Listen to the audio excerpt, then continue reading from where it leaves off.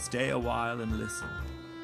Let me tell you about the grand adventure that's about to take place, full of noble knights and damsels in distress, a place of wonder and whimsy, a place where budding adventurers go forth on noble quests in the land of...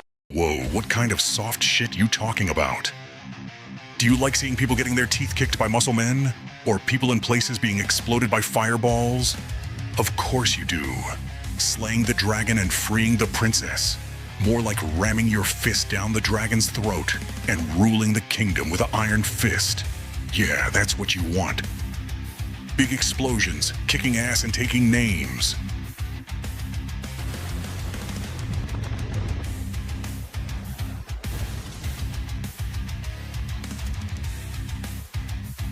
Nimble 5e, the Garden of Death.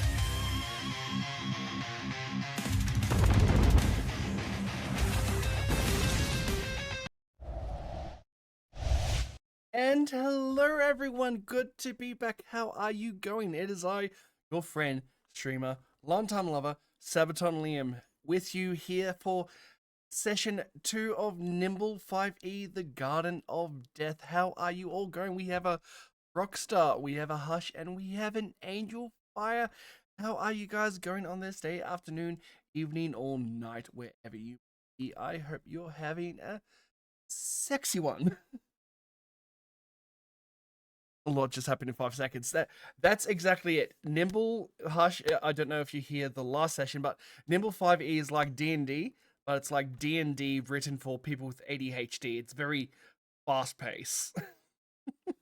But I hope you're all going very well. Let's just jump into it. We've got everyone waiting, and let's go talk to some amazing people. Hello. The miniatures of the Fellowship. Oh my god, I literally ended up melting down 3 of them and resculpting them out of sprue goo and that green stuff. Oh god! Of this session, by the way. Hello, everyone, stream audience. You've tuned in. We are all here, so let's get dicing with death. Ivan, hello. Yes, Ivan will begin very soon when I start the game. In 3, 2, wunderbar. Now, You where little is it? shit. Hello, everyone. Welcome back to Dice of the Dead, where the dice decide who lives and who dies. We are continuing our Nimble campaign. The module we're playing is, of course, the Garden of Death. And last time, our adventurers took a relatively simple-seeming job from the Golden Company to escort a caravan of supplies to the small village of Merryvale in preparation for Merryvale's famous Harvest Festival.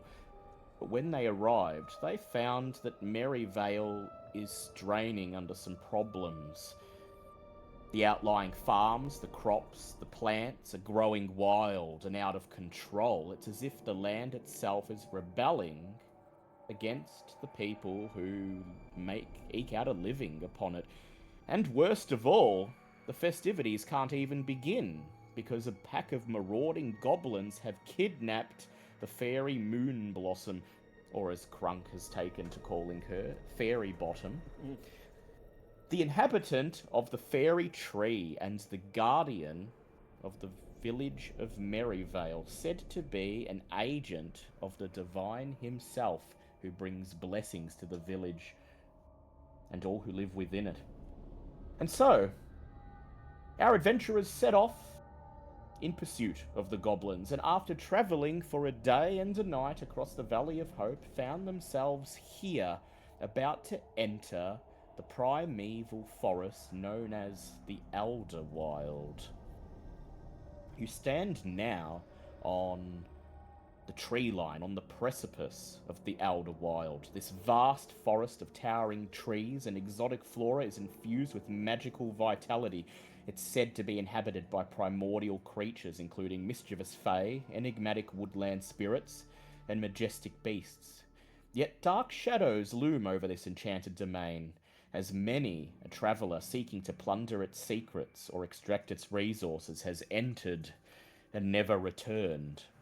And it is here that your quarry, the goblins, have decided to flee. So, let's begin, shall we?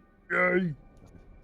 Our first steps into the earthy, magical, and somehow alive Elderwild.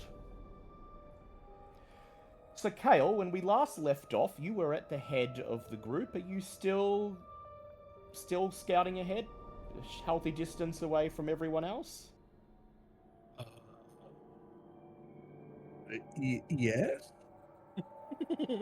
Very well. Then you can go ahead and start this session by making a perception roll for me.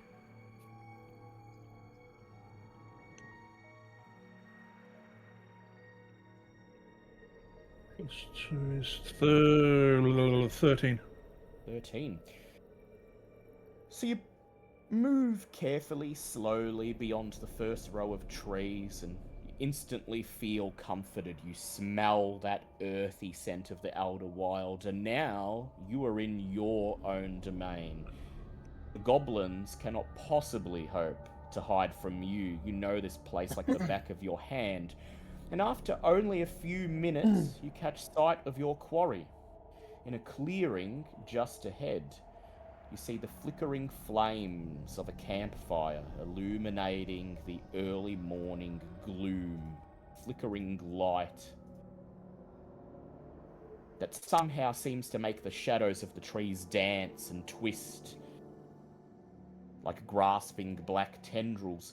And camped around the campfire, you see 3 goblin minions. They're roughhousing with each other, joking, wrestling, paying no attention to their surrounds, utterly oblivious to the approach of you and your companions.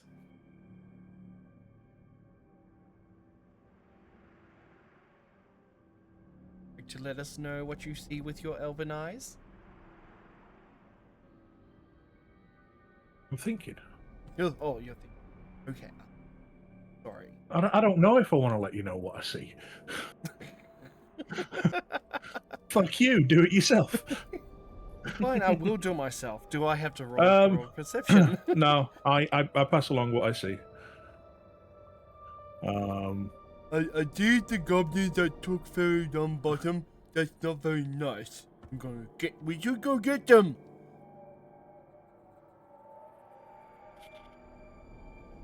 I To you, mean, Kronk, we one do goblin have looks the the element same of as the any other. surprise. And you do, yes. Kale is correct. It would be funny to see Kronk smash. So they're not aware. The goblins aren't aware of us. Yes. No, they're not No. aware of you yet. Alright. But bear in mind, Kale did roll a 13, and he may not be seeing the full picture. Hehehe. Oh, I hate when you Right, do so I'm not that. seeing the full picture. Oh. So I'll just like make sure that I'll just sort of put my hand on on like Kronkshot and be like, all right, if you're gonna kill them, just make sure none of them can run off, yeah? We don't need any more surprises. Grunk's good at that. Grunk took Fairy on bottom. Grunk's math. And Grunk starts like going. Rushing ahead. Yeah, it's like Get him, here. big guy. And Cass, did you cast True Strike on him, I take it? Of course. Of Yeah. course you did. So Kronk charges ahead. We begin combat. No need to roll initiative, guys. You've got the element of surprise, so that's 3 actions for everybody. Oh, Kronk, you're up first. all right. Grunk looks at these goblins and goes, "You heard? You kidnapped the Fairy on bottom. I'm gonna get you." And Grunk likes to rage. Go ahead, roll your d4, set it aside. Where's my Close enough. Welcome back, Arnold. let's see. That is 1 rage dice. Okay, but either way, so Kronk just go, and he takes a swing at Goblin B. Yeah. So the goblins just see you come charging out of the brushland, and their eyes immediately grow as wide as dinner plates. They scramble for their spears, nearly falling over themselves. Let's see how many you can kill. Let's see. So that is a 10 plus with 1 on my rage dice, so that's 11 damage. Yeah, your axe rises up, it comes down, and there is one less goblin, a smear of red blood in the grass where he once was. The other two ready their spears and charge at you. So that's 1 action to rage, 1 to move, 1 to attack. Kronk, your turn is over. Kale, you can go next.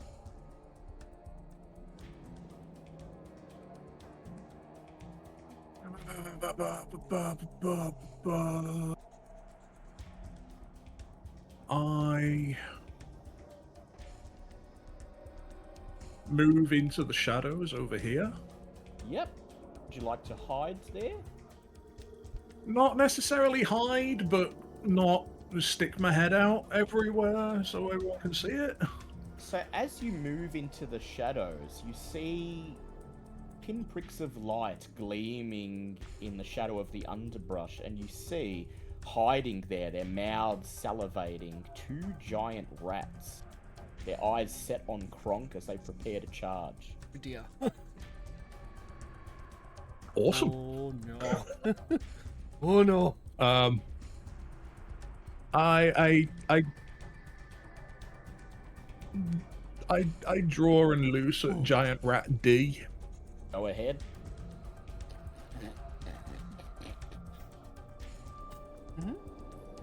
16 to hit. Oh, remember, roll your damage. There's no roll to hit in Nimble. Oh, there's no roll to hit in Nimble, is there? It's Yeah. short bow 1d6 plus dex. Only if you roll a 1 that you miss. 8. 8.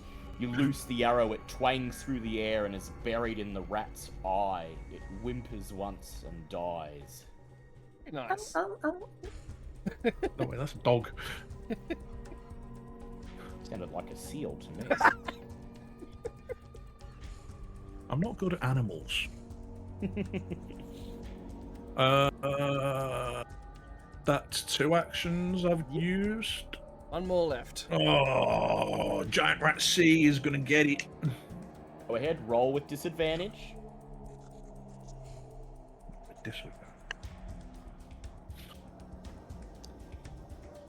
I rolled 2 ones. Oh. Oh. The arrow sails through the air and the rat charges forwards just as you fire, and thunk! Arrow lands in the trunk of the tree behind it. Arse badgers.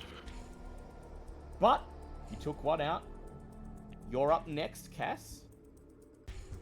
Alright, so I'm going to be moving 5, 10, 15, 20, 25, 30 to here.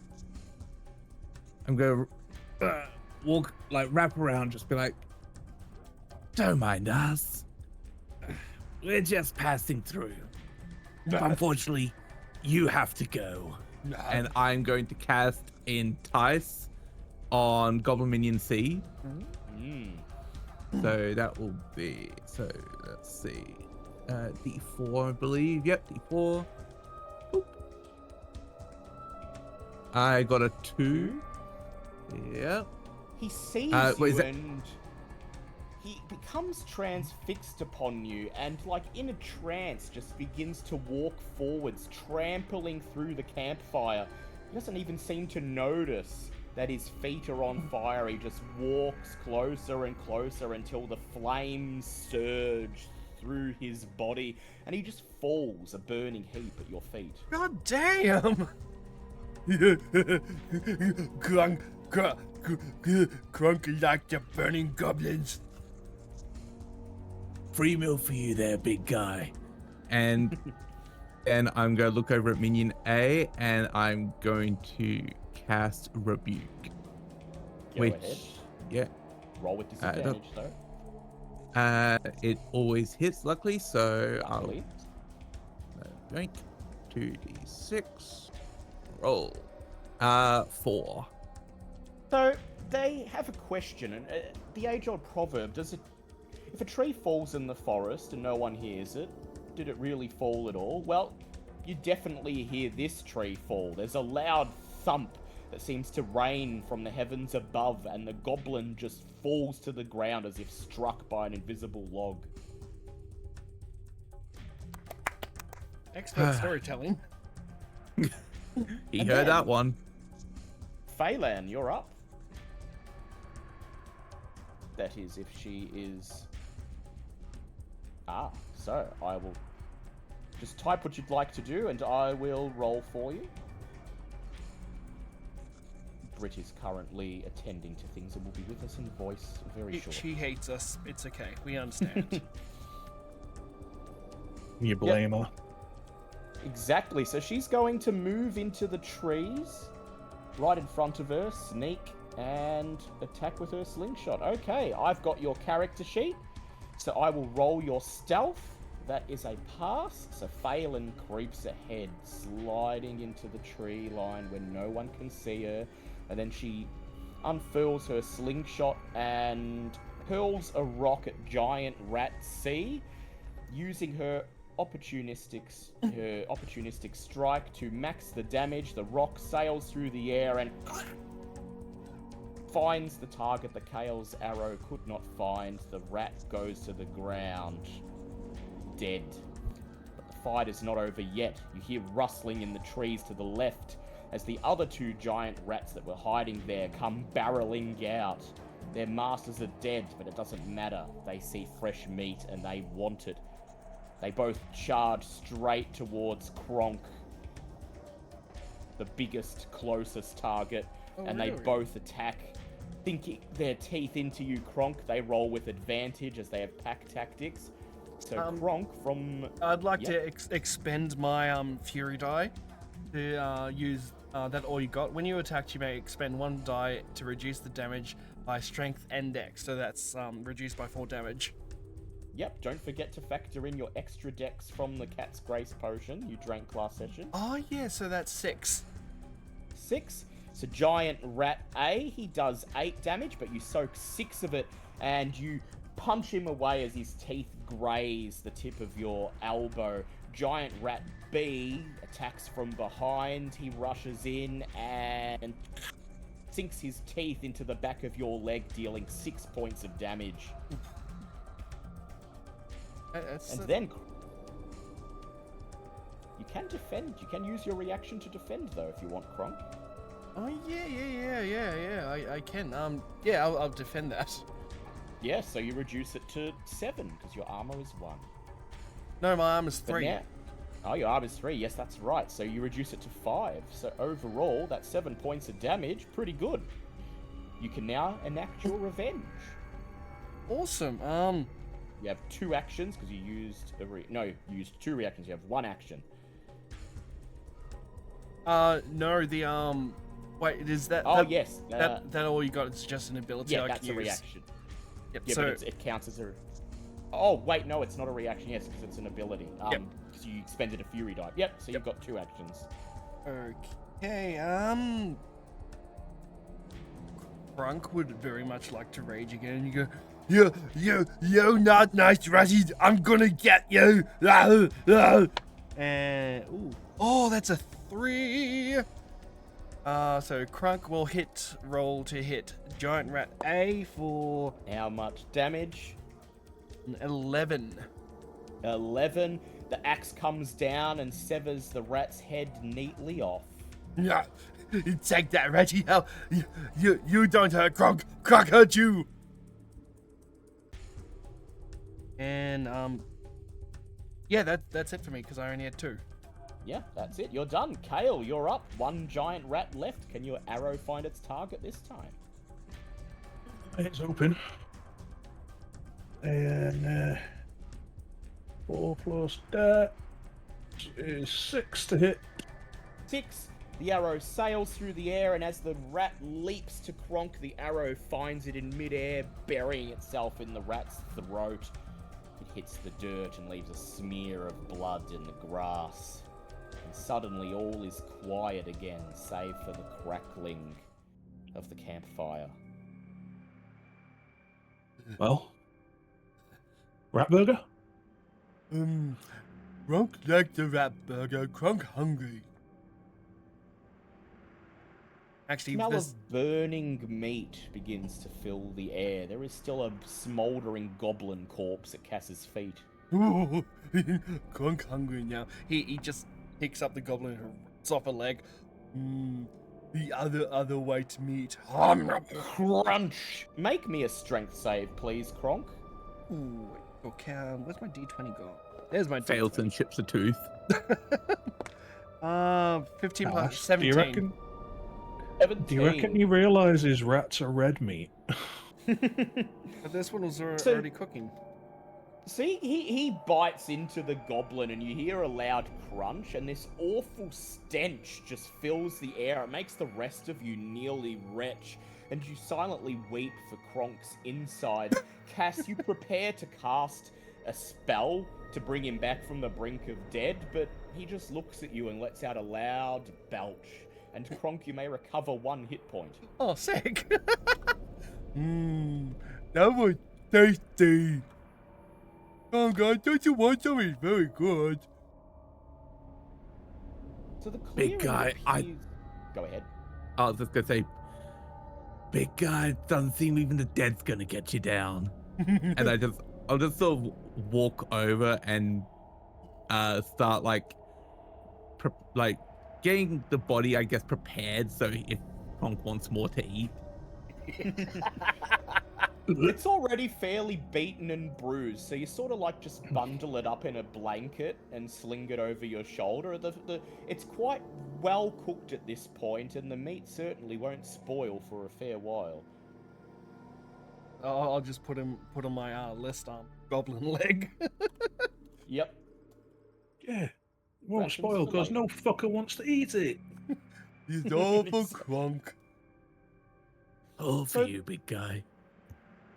So the clearing is now silent, and there's no sign of any other goblins. It's possible the rest of the band left tracks, but Kale, you know that once you enter the Elder Wild, the overgrowth becomes so thick that it would take a concerted effort to find someone's tracks. It's relatively easy to disappear in the Elder Wild. The trail ahead of you appears to lead further south, but it branches off in multiple directions. There's one trail that leads off to the east, another to the southeast, another to the southwest, and there doesn't seem to be much hint, or any hint at all, of where the rest of the goblins have gone. Oh, fuck. Put up the party. I mean, You we want to could... split? We are not splitting the fucking party in the middle of the goddamn woods. Well, you can attempt to locate the tracks, Kale, but it may take some time depending on how well you roll, and, well, the more time you spend, the more those goblins have to get away. Would I be able to make a roll like because like dragons have like even dragonborns have like a more keen sense of smell? Can I do like a perception roll, see if I can smell any other signs of smoke or something? Yes, make me a perception roll with advantage, please, since you've justified Ooh. well enough. That is +0, so that's a straight 15. 15? You pause for a moment, you sniff the air. And somewhere underneath the earthy tones of the Elder Wild, there is a faint hint of something unwashed, something that smells like a mixture of piss and shit and vomit. And it's coming vaguely from the south. You can't pinpoint Kronk exactly can smell where. himself, though. Some of it's Kronk smelling himself, but some of it seems to be a maybe a slightly less pungent odor traveling south on the wind. Kronk thinks he's picked up a trail. I think we need to go that way. I think I'm pointing south while I'm actually pointing west.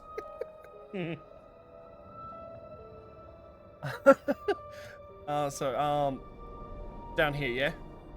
Yeah, in that general vague, it could be anywhere from here to here to here. We go, follow me, guys, I know the way. And I get to this little section going, there are tracks going that way, so it's possible. Hale, if you want, go ahead and make a nature craft roll for me. Yeah, I am doing. That was a natural 20. Ooh, natural 20. Well, I'll tell Plus you, Kale, 4. 24 all up. Kale, 24 I'll all tell up. you that hiding from you in your natural domain is pretty much impossible because it takes you only scant seconds to sweep away some blades of grass and reveal 2 sets of goblin tracks. One travelling directly south down this trail. This appears to be the main group as there are several sets of tracks. There is also a set of older tracks left by a lesser group, only 1 or 2 goblins heading down to the southeast down this trail. Well, looks like we should split the party. Okay, who wants to go with Kronk? I like adventuring with friends. Right behind you, big guy. And without thinking about it, Kronk just starts going down this trail. Maybe. I'll just reluctantly follow. It's like I just look back. It's like he's gonna get himself killed otherwise. Probably best he has a chaperone. I agree. And so that leaves you. That leaves you, Phelan. Would you like to follow Kronk and Cass, or are you going to stick with Kale, who seems, I'll be frank, much more like he knows what he's doing? I'm happy to stick with Kale. So Kale and Okay, Phelan. so we go the other way. So let's start with Kronk and Cass. So Kronk and Cass, you're slowly making your way down the trail. The trees seem to grow narrower around you, seem to press in, almost like the forest is alive and it's consuming you, slowly growing tighter and tighter around you when you're not looking. So, Kronk, you're ahead of Cass, so I would like you to go ahead and roll me a perception check, please. And 2. Kronk sees shit with a 1. Right. So, Kronk, you're just walking ahead. Cass, are you keeping a healthy distance behind, or are you matching his pace? I would keep like at 5 to 10 feet behind him, just so I can just keep an eye out to see if anything's going to try and sneak up on him. I'm So basically he's- using him like bait almost bait. Don't want to. He's the End up canary in keeping- the coal mine. Basically, yes, he is very much the canary here. The big red canary. So Kronk, you're following that scent you picked up, absent-mindedly walking down the trail. You don't notice the rope laid in the undergrowth at your feet. You blindly Oh, step for fuck's forward, and Cass, you do spot it. You see Kronk's big red foot step on the rope, pull it down, and then suddenly there is a loud rumbling sound and the sound of snapping wood. Cass, you have forewarning because you stayed behind, so you may make your dex save with advantage, but Kronk, as you see the giant tree trunk come tilting down towards you into the middle of the trail, you may make your dex save with disadvantage. Oh, Jesus Christ. What That's- did you fucking roll? Nat 1. I got an 18 plus 0, so 18. So, Cass, I'll give you an option then. You can rush forwards and pull him back, but you may risk hurting yourself too. But it will be less than had you just had it land on you. I'm gonna rush in and pull him back. Go ahead, make me a might check, please. Might. What's my might at the moment? Oh, that's 3, so let's just Need to put these D20s in jail. Yeah. Ooh, not one. Oh, Yeah, shit. 4. You rush forwards, you wrap your hands around Kronk to pull him back, but he's one, too big, and he's absent-mindedly walking ahead, oblivious to the tree just about to tumble down on top of him, and crash!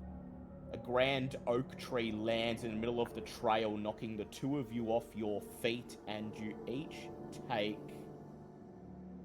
5 points of damage, knocked to the ground, bruised, Oh, jeez. beaten, but still alive. What was that? There's a tree come out of nowhere and my head hurts now. I just sort of put my hand to my chest and look down and just sort of smile to myself, knowing. And I look back and I'm like, you need to pay better attention to your surroundings. There's a very great big tree here. There's no one cleaning up the forest. Someone could have tripped on this. I just grab his head and pin it, pull his head down so he can look at the rope and be like, eyes on the ground. Why would someone leave a perfectly good rope on the ground? I'm sorry.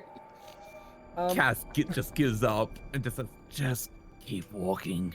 May I drink my health potion, please? Yep. Go ahead, 2d4 plus 4. You uncork it, and the red liquid slides down your throat. You instantly feel invigorated. 4 and 4. Fantastic. 2d4 plus what, sorry? Plus 4. Quackulator. By the way, it was 2d4 plus 5 2. damage, right? Yes, 5 damage. Yeah. 2d4 plus 2, not 4, sorry. 4 plus 2. Yeah. 10. Okay, excellent. Awesome, almost back at full health. Okay, good. Good. You grab Cass by the hand and you just pull him onward, stepping over the great tree trunk, and thankfully, from this point on, the trail seems to be relatively safe. It opens up into another small clearing, and from here the trail splits off again, heading to the east and down to the south. May I do another sniff check? Go ahead, make me a perception check with advantage. Okay. Okay, I like these dice a lot better. That was an 8 and a 19. So that's a flat 19. Stop and sniff the air again, and you detect that unmistakable goblin stench. It's unmistakably somewhere to the south. Again, I can't pinpoint the exact direction, but somewhere in the vicinity to the south. But you also detect a sweet, fruity, herbal smell coming from somewhere to the east. At this point, this is like one of the Looney Tunes cartoons. A little smell finger comes up going, Kronk smells something good, and Kronk just starts wandering this way. To the east, down the eastern trail. What do you do, Cass? Is it possible by any chance to just, I don't know, close my eyes for a second and just give me an idea, almost like praying to the Almighty for a minute, just to see if I can get any sort of just divine guidance. Because at the moment, after the tree, Cassian's like, I really should not be trusting him to lead the way.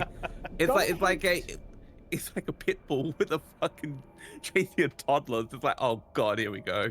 Yeah, fair enough. Go ahead and make me an insight check. Insight, gotcha. So that's will, right? Yep. Right, HP plus 4. Oh god, 6. Oof. I can't send digital dice into jail. We can put them in digital jail. We just have to imagine it with our minds.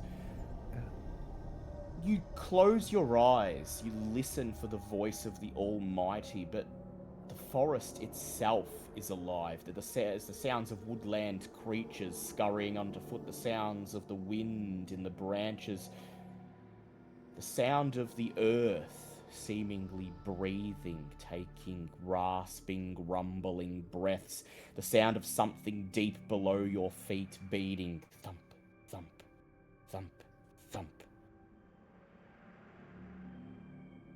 And the Almighty's voice, if you can hear it at all, is utterly drowned out. Oh. I just look around like I look up at the sky for a sec with my eyes closed, can't hear anything. And I just look around at all and listening to all the noises around me. I'm like, I am burning you down when I get out of here. And I just go back to following Kronk. Back to following Kronk. Meanwhile, Kale and Phelan are making their way down the opposite trail. They don't make it very far down the trail before they both hear the sound of the tree crashing to the earth. But they have their own problems to deal with. Kale, you're leading the way, so I'd like you to go ahead and make the perception check, please.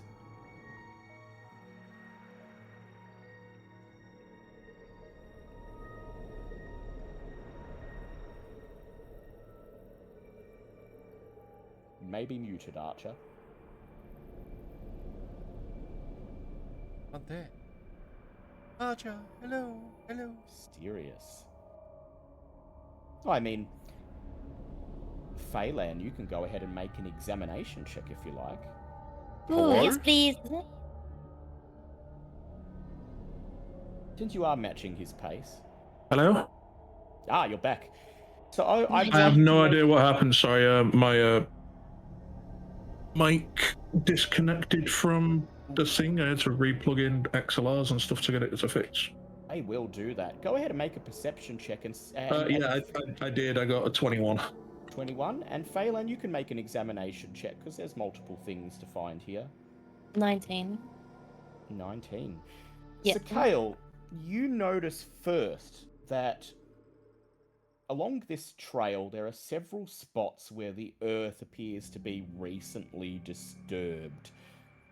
And you point it out to Phelan. She takes a step forward and she examines the spots that you're pointing out, and you find quite well hidden, I might add, to the point where had she not pointed out exactly where they begin and where they end, even with noticing the earth had been disturbed, you may have had trouble tiptoeing around them. Several pit traps that have been dug, usually coincidentally right under the tracks that you're following. 3 gold Krunk falls into one of these. He probably would have had he come down his trail. Yep. I wonder if that's what that noise was before. Could have been. It could have been. Can we skirt our way around it? You sure can, and no roll needed because you both did so well at finding them. So you make your way carefully, slowly around the trail, skirting around the tracks until the trail ends in yet another clearing. And Kale, with that 24 that you rolled, I will tell you what you see as you emerge into this clearing.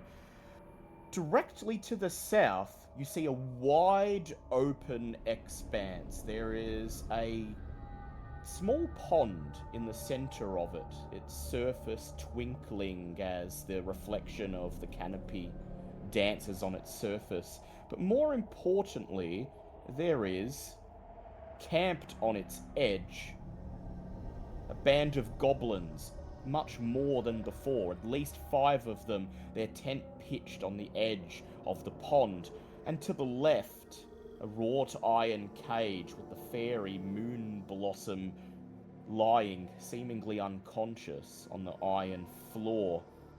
Oh, there's our scumbags. You also catch, out of the corner of your eye, the glimpse of movement to the east. Kronk and Cass disappearing down a trail.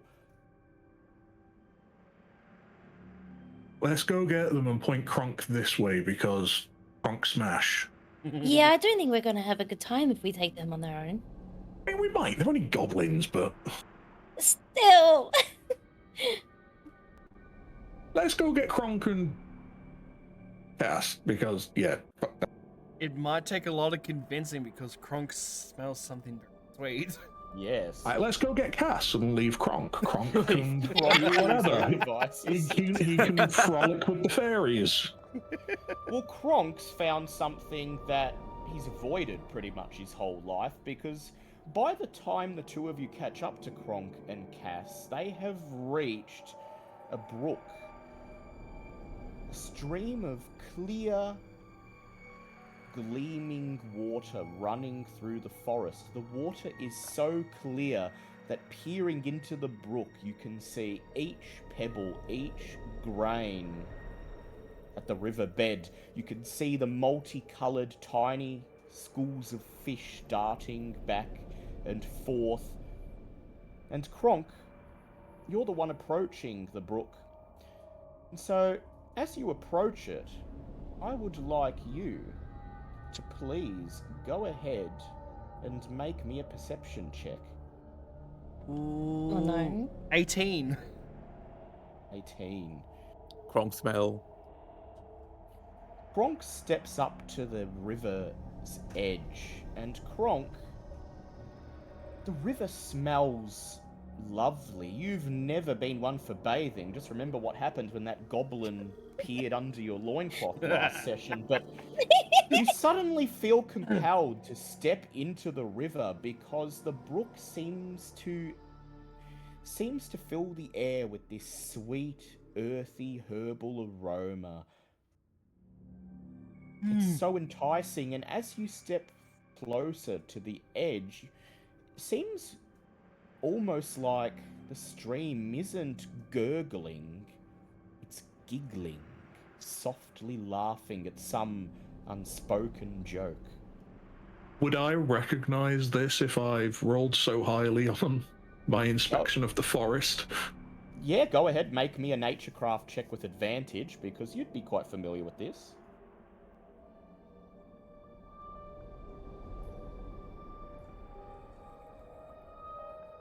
18. 18. So, you recognize this as a stretch of what you've come to know as the Giggling Brook. You're not sure whether it's harmful, but you do remember tales told to you when you were very young, when you were being educated on the ways of the forest and how to survive in it, that the Giggling Brook, if pleased, can offer a boon to any who bathe within it. Alright. Kronk. What? Stop. Oh, but it smells so good. Yeah. I know. But you don't want to annoy the brook. I'm not gonna annoy the brook. No. Just say please before you get into the water. Try and be polite. And ask it if you can bathe first. Okay. Brooke, is it okay if I dip my toe into you? The water laps at the edge of the river, giggling.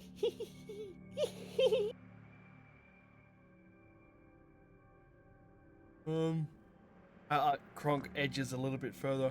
I'm not sure, is it okay? I've never had a bath before, but you smell so good, I just wanna get in. Is it okay, please? Second half of your sentence is drowned out in raucous laughter. You get to, I've never had a bath before, and the water lashes at the river's edge, and the voice laughs.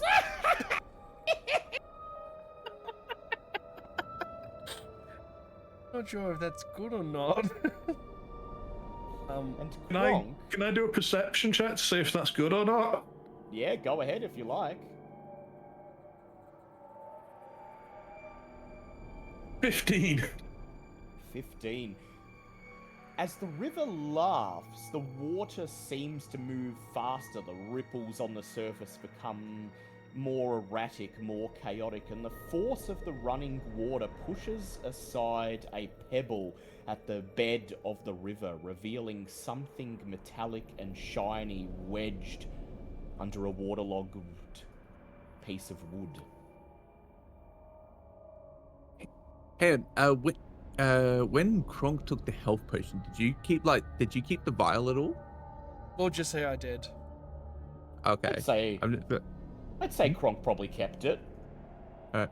It's I'm just gonna be shiny. like, hey, big guy, can I borrow the glass bottle for a second? Yes, your friend. Here you go. And I hand him the Okay. vial. Okay, I'm gonna walk up to the river's edge, and I'm going to put some of the water into the health potion vial just to get a better look at it, You have to ask, or at least whether attempt if that's to. okay first. It's easy enough to do. You dip the bottle into the water, you lift it up, and it's now filled with very clear, very sparkling water. The bottle seems to have the same herbal, soothing aroma as the brook itself. Interesting. Can Kronk have a pick up that metallic thing that got revealed? Yes, you'll have to do a might check, though. Ooh, I could certainly do that. Something I'm just good gonna at. put a cap on the vial and store it away for a sec. That is a 14 plus 4, so 18. Alright, is anyone going to stop Kronk from stepping into the river to unwedge this? I just back away slowly. Can I just be like, I guess we're doing this now and still saving Moon Bottom? Apparently so. 2 idiots in a river, I guess. One idiot at a river, as I'm already capped the vial and walked back. Kronk, you wade into the water. A school of tiny golden fish pause for just a moment to study you and then dart away as you take another step forward. The water is cool against your skin. So soothing, oddly refreshing. You seem to have pleased the brook. You told it a joke, or rather, you are the joke. And so stepping into the water grants you inspiration. You may, until you spend this inspiration, re-roll any dice roll, including combat sick. ones. You make your way out into the middle of the river, kneel down and wedge the great waterlogged piece of wood free. And I would like you to go ahead and roll for me 2d6, please. That. 8. 8. Ooh, very nice. The metallic shining thing you see seems to be some sort of medal. It's circular, roughly the size of your palm, and attached to a thick brass chain. It's emblazoned with the image of a fist. And as you pull it out and hold it in your hand, you can feel unmistakable magic power emanating from it. Oh. I guess Kronk would be too stupid to figure out what it is. Actually, can I roll to see if I know what it is? Because I want to use so dumb I'm smart sometimes. Yeah, go ahead, make an Arcana check, and if it fails, you can use your so smart you're dumb. -1, so that's, and it'll. Wait, do I? Oh, did it? Oh no, the so dumb I'm smart is intelligence. Yes, which is an Arcana. That is an Arcana check, though. Intelligence. Arcana is still intelligence. Yes, yep. Oh, So that counts. okay. Reroll with advantage. Okay. Okay. Ooh. 15. So you're all sort of expecting any second for Kronk to just like disappear under the surface of the water, for the brook to carry him away. Instead, he returns, waving the medal in his hand, shouting, "Look what Kronk found!" And Kronk, you suddenly get this idea in your head that this is a medal of muscle. That as an action, you can squeeze this tightly in your hand to gain advantage on a strength check or strength save. And after you do this, the medal loses its power until the next time you make camp or have a safe rest. So it's advantage on Fucker. strength check. Yep, just pasted the thing in there. Okay. And so as Kronk walks out, you know he's a red dragonborn, but he's now like more sparkling and more vibrant red. You've never realized how beautiful his scales were till right now. Because he's had a nice wash. Guys, I found it and I'm really sparkling now. Look at me. Ugh. Oh my god, he actually Motherfucker. cute.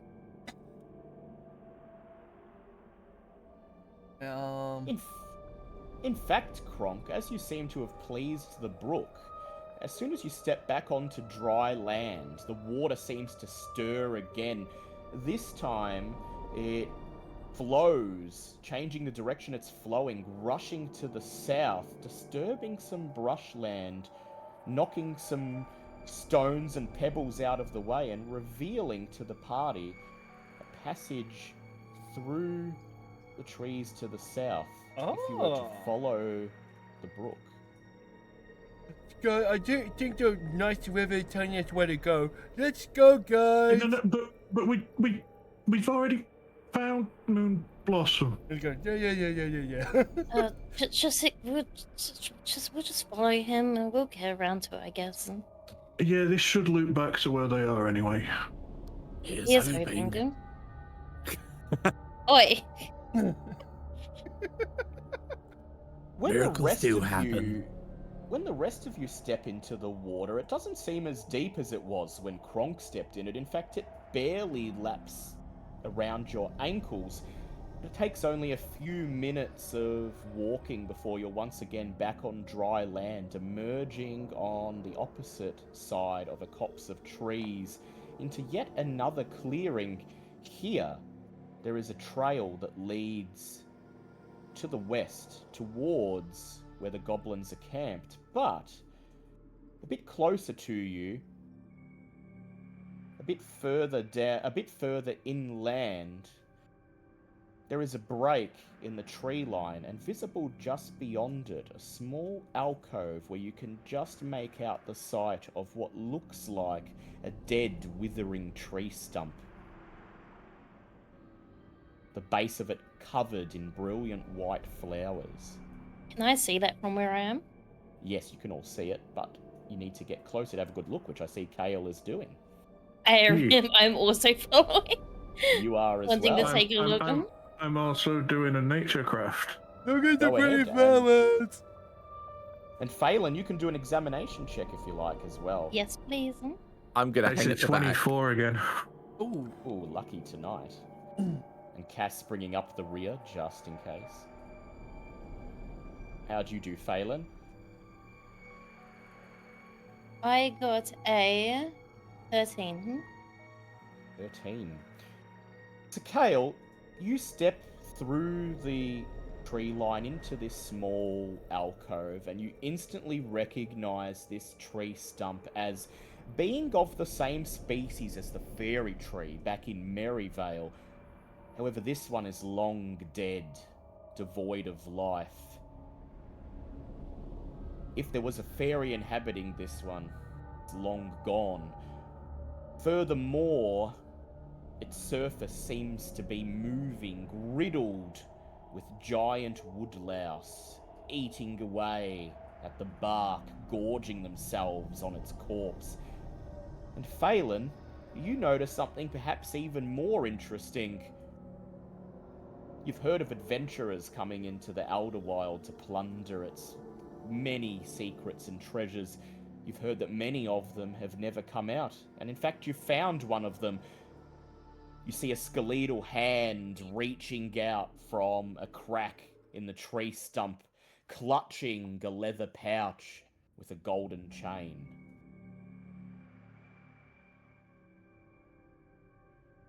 How long do you think it takes to kill a couple of giant bugs?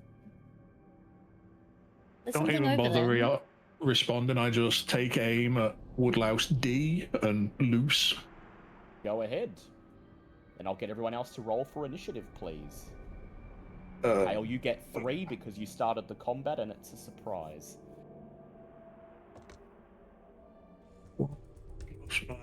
Five. So that's 10. 1. 14.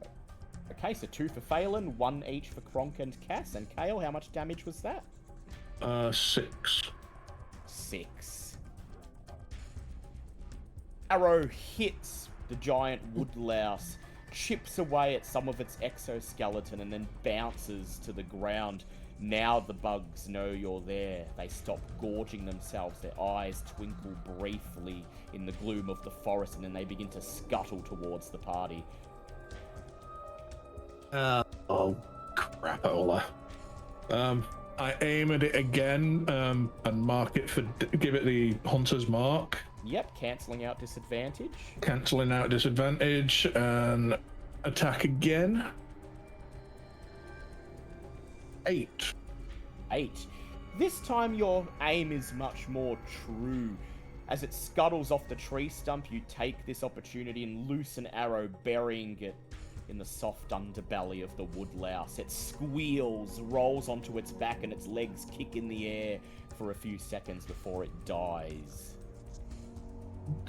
I have another action still.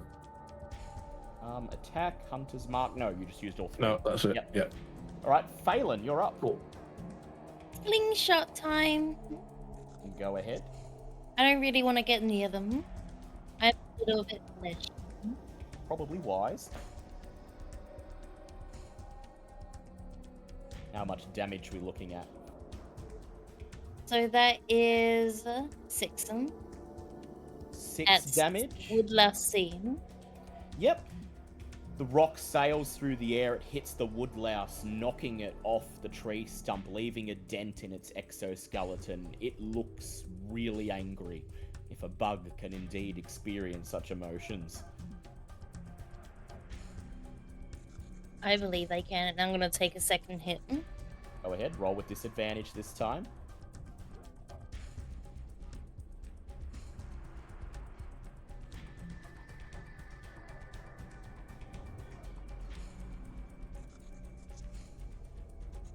It's a 5. 5. The second rock lands at the insect's head, crushing it. Bye-bye. And then we go to Cass, you're up. Okay, so do I, because I've been like sort of just hanging around the rear, mostly keeping an eye on the, south over here. Would I, Yep. when I'm looking over and seeing the woodlouse on the tree, does the tree, do I sort of like pick up that it looks similar to the tree in town, or does it You look a up bit and- too different? You went up and examined that tree personally, so I'd say yes, you do notice the similarities.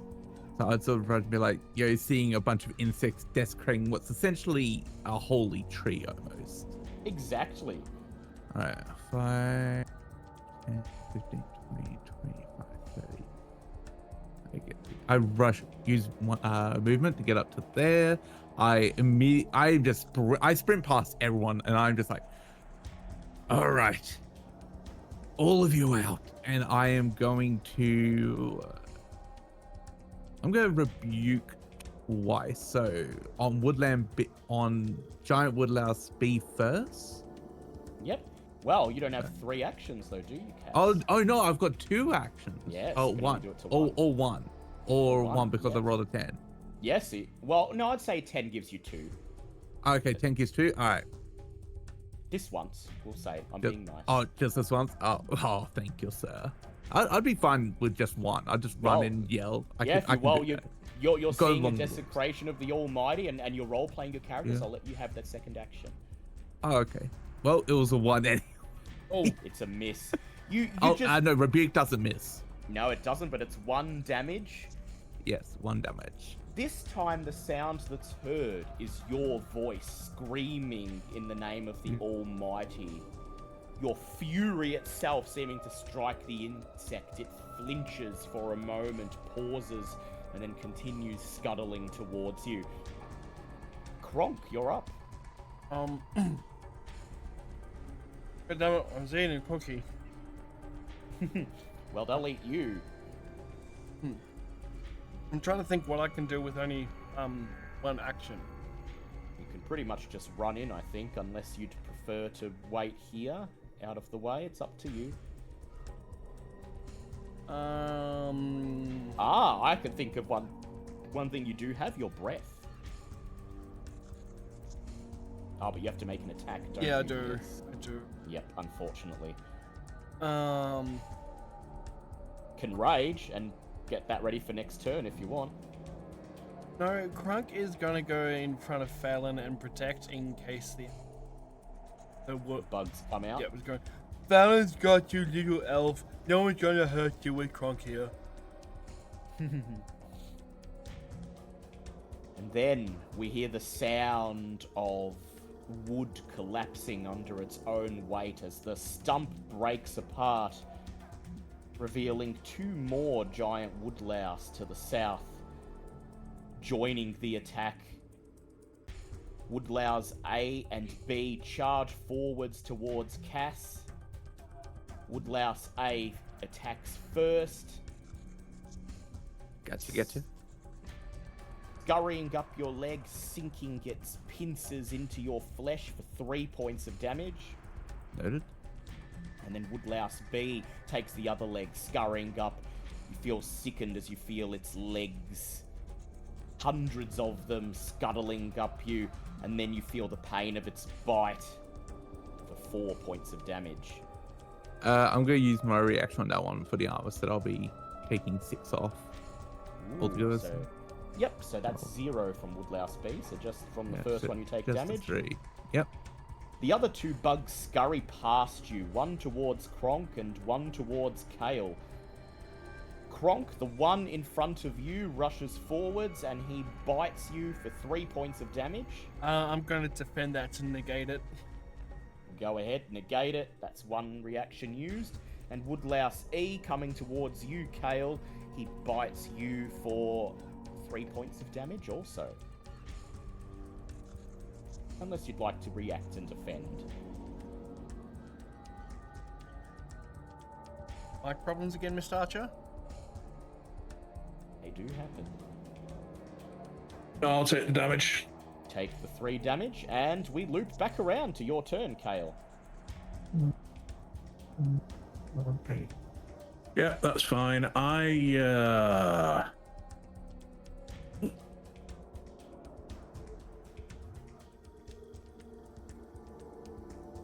pull a dagger from my belt and sink it quickly into the mouthpieces of the woodlouse that's biting me.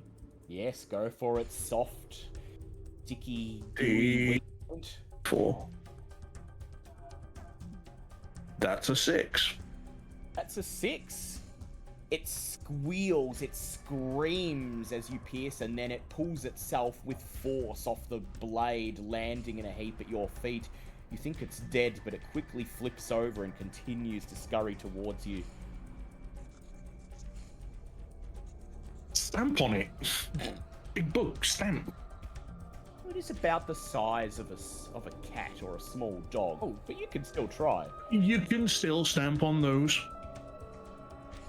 Go ahead. If Would you'd that like be a to. D20? Make a might check, please.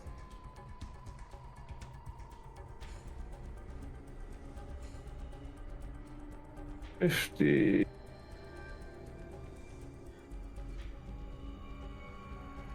15, even. 15. Yep. You rush forwards while it's still on its underside and stick your toe cap into its underbelly, revealing its innards. It is dead. No, in shit. Yes, your feet are now covered in goo and bits of exoskeleton. One more action. Oh, really? Yeah, Uh, free. Start of a new turn. I let loose a giant woodlouse A. Yeah, let's see how you do. 7. 7, very nice. Your arrow hits it in one of the antenna. Seems to stun it for a second. The other antenna questing wildly, trying to find the source of the disturbance.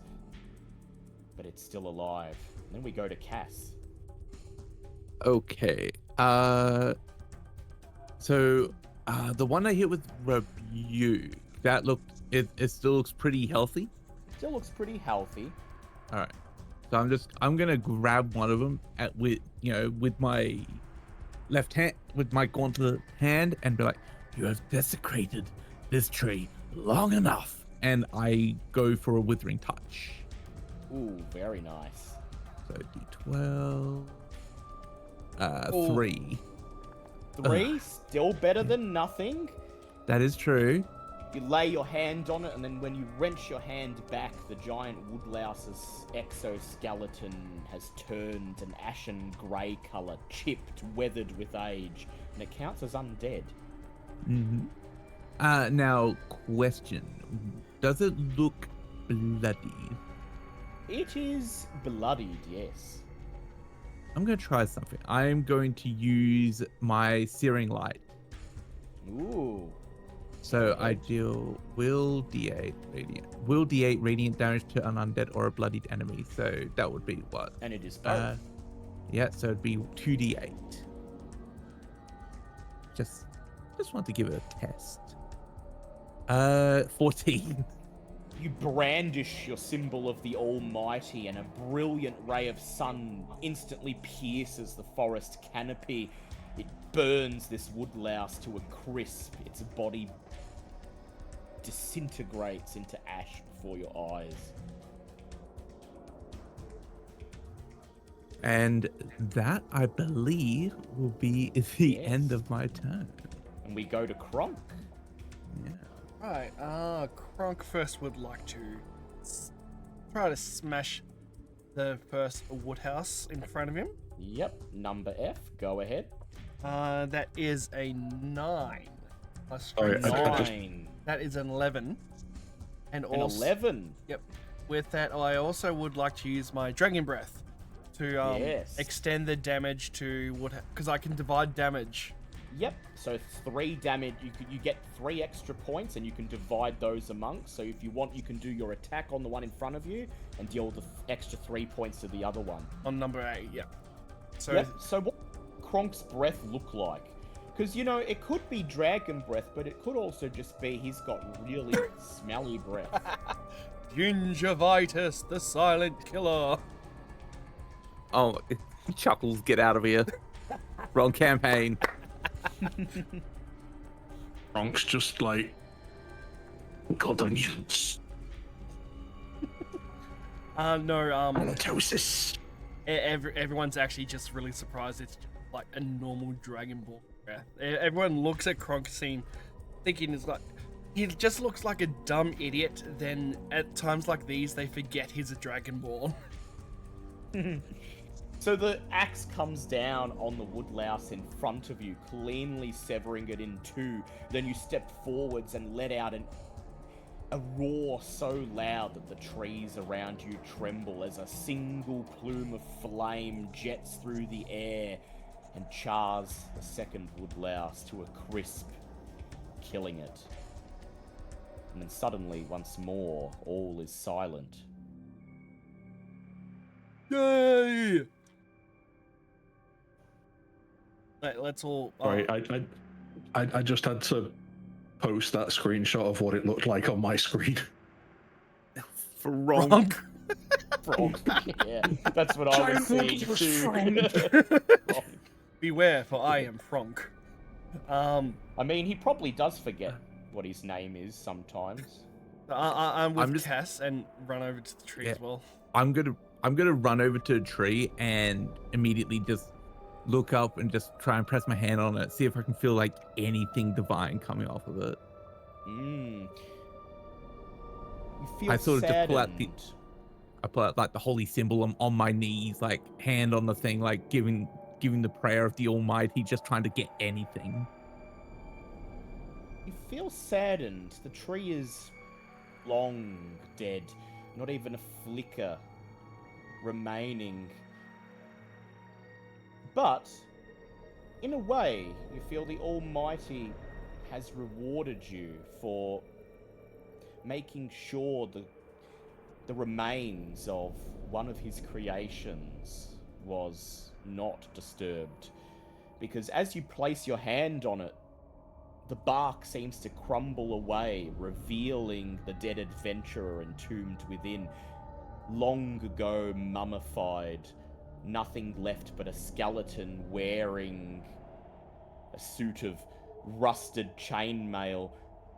The outreaching hand that's reaching out of the trunk trying to escape grasps a silk pouch with a gold lace and a gold chain, and the other arm, the hand is clutching the strap of a very obviously magical shield.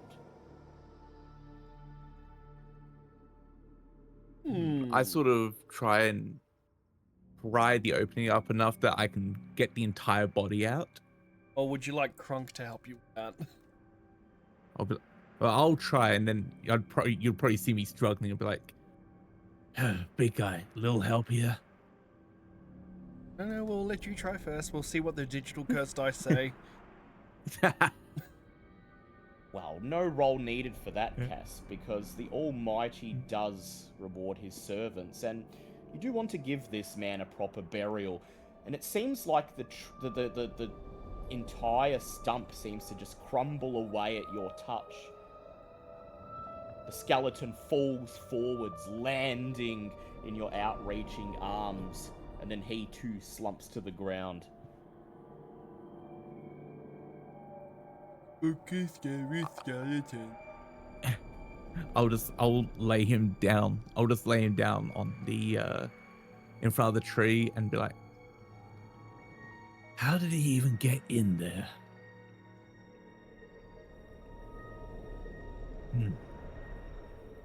And I'm going to pull out my shovel and just start digging. Be like, "Look, shouldn't put any of the gear to waste. We got a shield here. Maybe we can. I don't know if any of you are going to use it.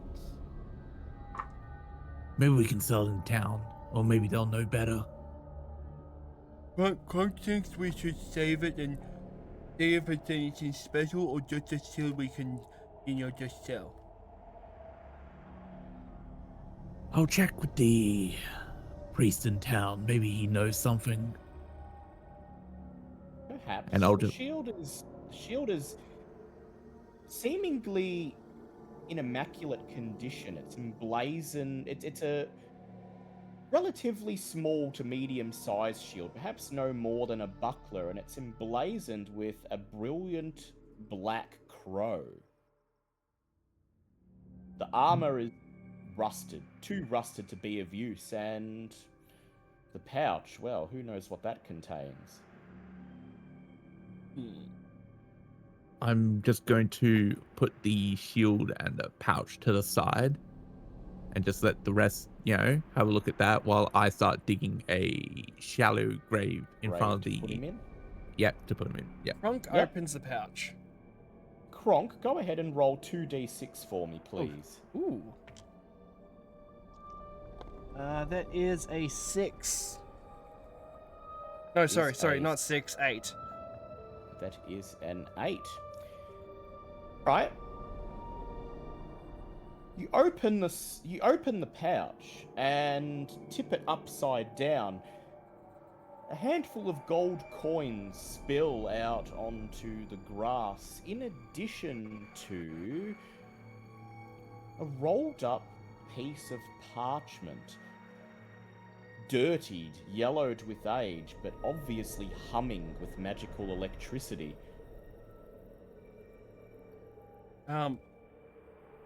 Well, Cass is doing this. For some God knows reason, Kronk hands the parchment to Phelan. Going, yeah, I found this. Maybe you can look at it.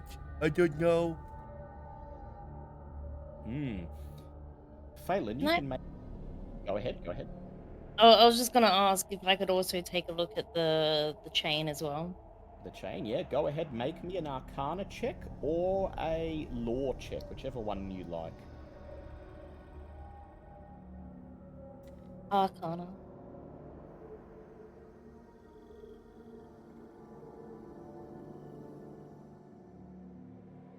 And that is a 14. 14.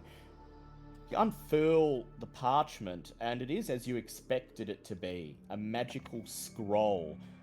This is a Tier 1 electric scroll. You may use it to cast a Tier 1 electric spell once, and then it crumbles into dust. The chain binding the pouch appears to be nothing special, except for the fact that it's made of pure gold. It should fetch a pretty penny were you to sell it. And of course, there's the other contents of the pouch. About 40 gold pieces all up, 10 for each of you. You also take a look at the shield that was placed on the side, and this, you think, is the real prize. Your mind goes back to those days you spent in the guild hall, exchanging rumours with other members of the Explorers Guild, whispering about scores that you wish you'd one day have the chance to lay your dirty fingers on, and today you have. This is a Shield of Crows, +2 armor for anyone who can use it. This scuffed silver buckler is covered in scratches as if it was stashed away in a bird's nest. While holding this shield, you can spend an action to speak its command word and summon a murder of crows. For up to 12 hours, these birds will scout terrain, warn you of enemies, and keep watch while you sleep. Their presence may reveal you. They do not engage in combat and will flee if attacked or threatened. Once you've summoned a flock, the shield loses its ability to summon another one until you make camp or have a safe rest. In addition, holding the shield grants you the ability to speak with crows and other corvids. That is so cool. If Kronk Do I I know was going to exactly pick a what this shield. is? Huh? Yep, you know what I've told you. Guys, do you know what this is? We've been looking for this for fucking ages, man.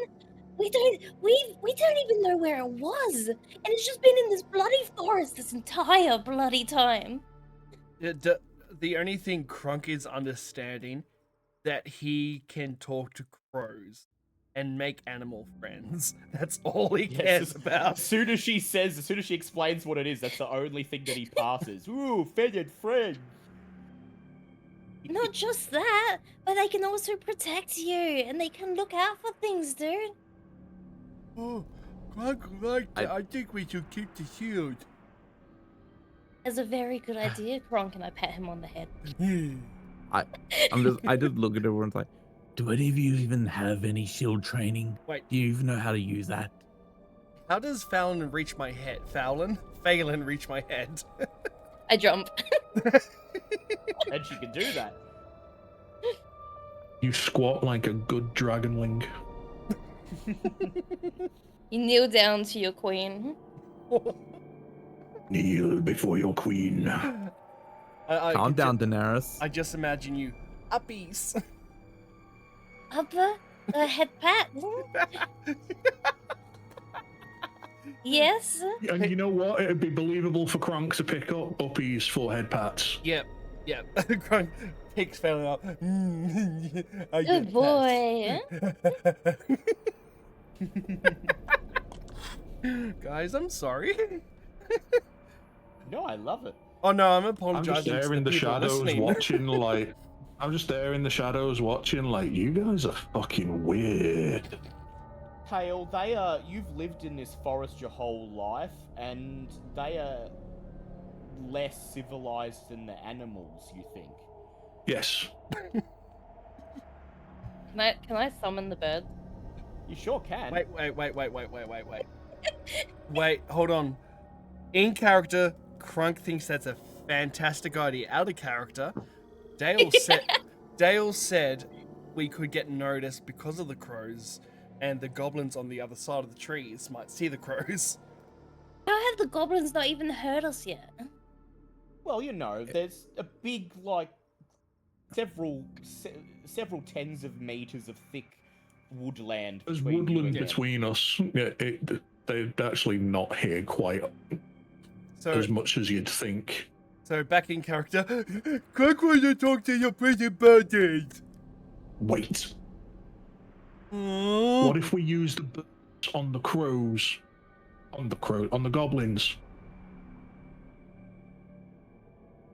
Out of character question, with the way attuning, how does attuning So work? there's Like no doing. attunement in Nimble. You can just have as many magic items as you can, because they tend to not be like in D&D where it's like +2 to damage and stuff. They tend to have like more creative abilities, so there's no harm in them sort of stacking. There is So- proficiency, of course, but this is just a shield, and so if you equip a shield and you're not proficient in shields, it just means that when you defend, it'll take 2 reactions instead of 1. Oh. So for example, if Gronk wants to like just not equip the shield, but just like keep it on his person, he could still activate the crows whenever Yes, he he wants. doesn't need to equip it to whisper the command word, no. Okay, all right, cool. Good to know. Good to know. I have become the pack mule. Hey, you want animal friends? With Crunk like friends? Crunk likes more friends. Said Okay, Kronk, you have you to be can careful. Oh, Crunk, be careful. You can use the shield, Kronk, and add +2 to your armor, but like I said, if you do that, you'll use 2 reactions to defend instead of 1. Yeah, but if I'm proficient with it. Yeah, if you're proficient Okay. with it, it's just normal. And Well- you can get proficient later if you want. But for now, Looks like I've got to teach him. Yes. just keep it on my back. Yep, keep it on your back, not using it, but it is still on your person, which grants you the ability to talk to birds and summon the flock if you need to. Cass puts it on my back, and I just go, friends. And suddenly the trees around you erupt as 50, 60, 70 crows caw at once. You don't know if they were there before you summoned them or if they just popped into existence, but they're here now, and at once they take to the sky, dispersing into the forest canopy. Well, so Crunk- much for the element of surprise. Crunk puts Say, it. while he's doing that, can I grab up the bundle that everything was in and just pick up any flowers that are around and just stuff the bundle filled with flowers? You sure can. The flowers are very brilliant white. They don't seem to be particularly special, but they're pretty, and you've never seen ones like this, and it's possible someone back in town might be interested enough to pay for them. Oh. Crunk puts an arm out and waiting for some crows to, come and see his new friend. Yep. So you wait for a few minutes, and then once more you hear the flapping of hundreds of wings, and the canopy above is suddenly blanketed in a carpet of black. A single crow flits down and lands on your shoulder, Kronk. He looks into your eyes and loudly caws, but you hear it as, "Friend! Friend! Nasty people! Nasty over the trees! Seven and scurrying with legs hiding in the underbrush." And he reveals 2 giant rats hiding in the underbrush, ready to be sicked upon you should you disturb the goblins. And just out of character, I'm sorry, because you said there was like between 70 and 90 crows, I just said the image of all the crows clinging onto Crunk, lifting her up in the air over to the goblins, and I'm just going da da da da da da da da You can da. ask him to do that if you want. Oh my god! It'll be up to Fucking- you to roll might to make sure you don't fall down, but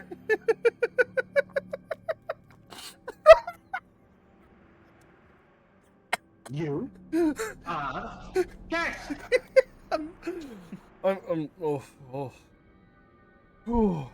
First off, going.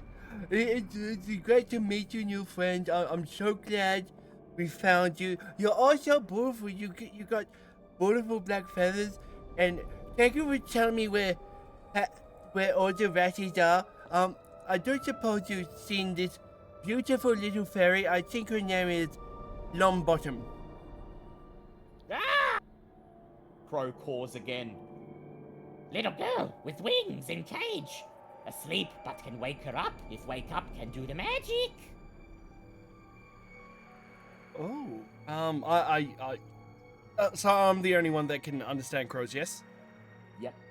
Okay, so Kronk relays that information to the others that if she's woken up, she can possibly do magic.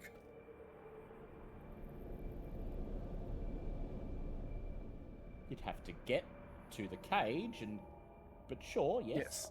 But I do like that idea. So, I would like to say to the crow, send one of the crows to Moon Blossom to wake her up, and I want to go with the Kronk's flight of the Valkyries onto the goblins.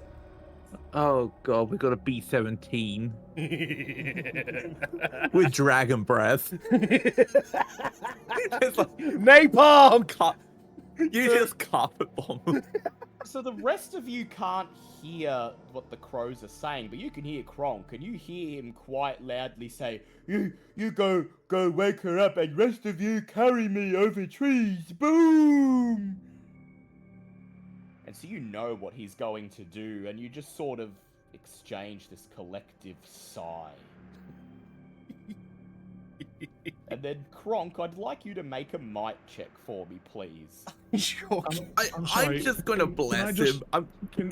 Can I just take a second to derail this and just imagine, like, properly think about how terrifying a paratrooper Kronk would be? Yes. Exactly. And You can all the drop him goblins, on a bunker, the bunker is no more. all the goblins look up and they just see underneath the loincloth. Ooh, Land on them, no. pistol whip. Okay. So, Even Canada wouldn't commit that war crime.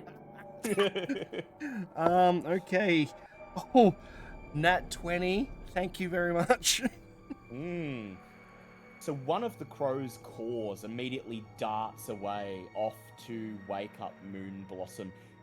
The other crows swoop down, moving in unison, perching on Kronk's shoulders, his arms, the back of his neck. And then the wings begin to flap, and they slowly at first, but then faster and faster lift him off the ground. He's a meter off the ground, 2 meters, 3, and then all of a sudden he's up in the canopy of the forest, and he disappears into the greenery. You see the black carpet, the mass of flapping wings disperse, sucked into the greenery, and you hear Kronk's cry.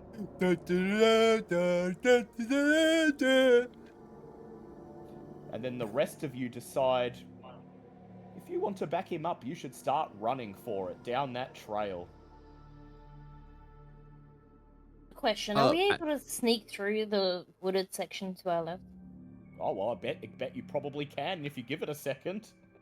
You mean like go all the way over this way? No, she means straight Oh, through here, through. straight Ooh. through the trees, yes. Yeah, Which you straight probably- through. Yeah. Would I be small enough to do that? Huh? Yeah, you can. I mean, you would have been heard and seen otherwise, but I think they're going to be very distracted in a second. I mean, we've got Ride of the Dragon Curries. So I'm I going would through the like Cass, Phelan, and Kale to make stealth checks with advantage, please.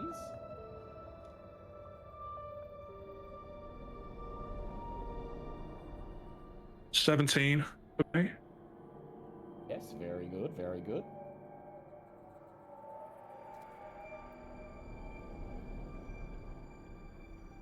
Mm, 11. 11. And Phelan? 22. 22.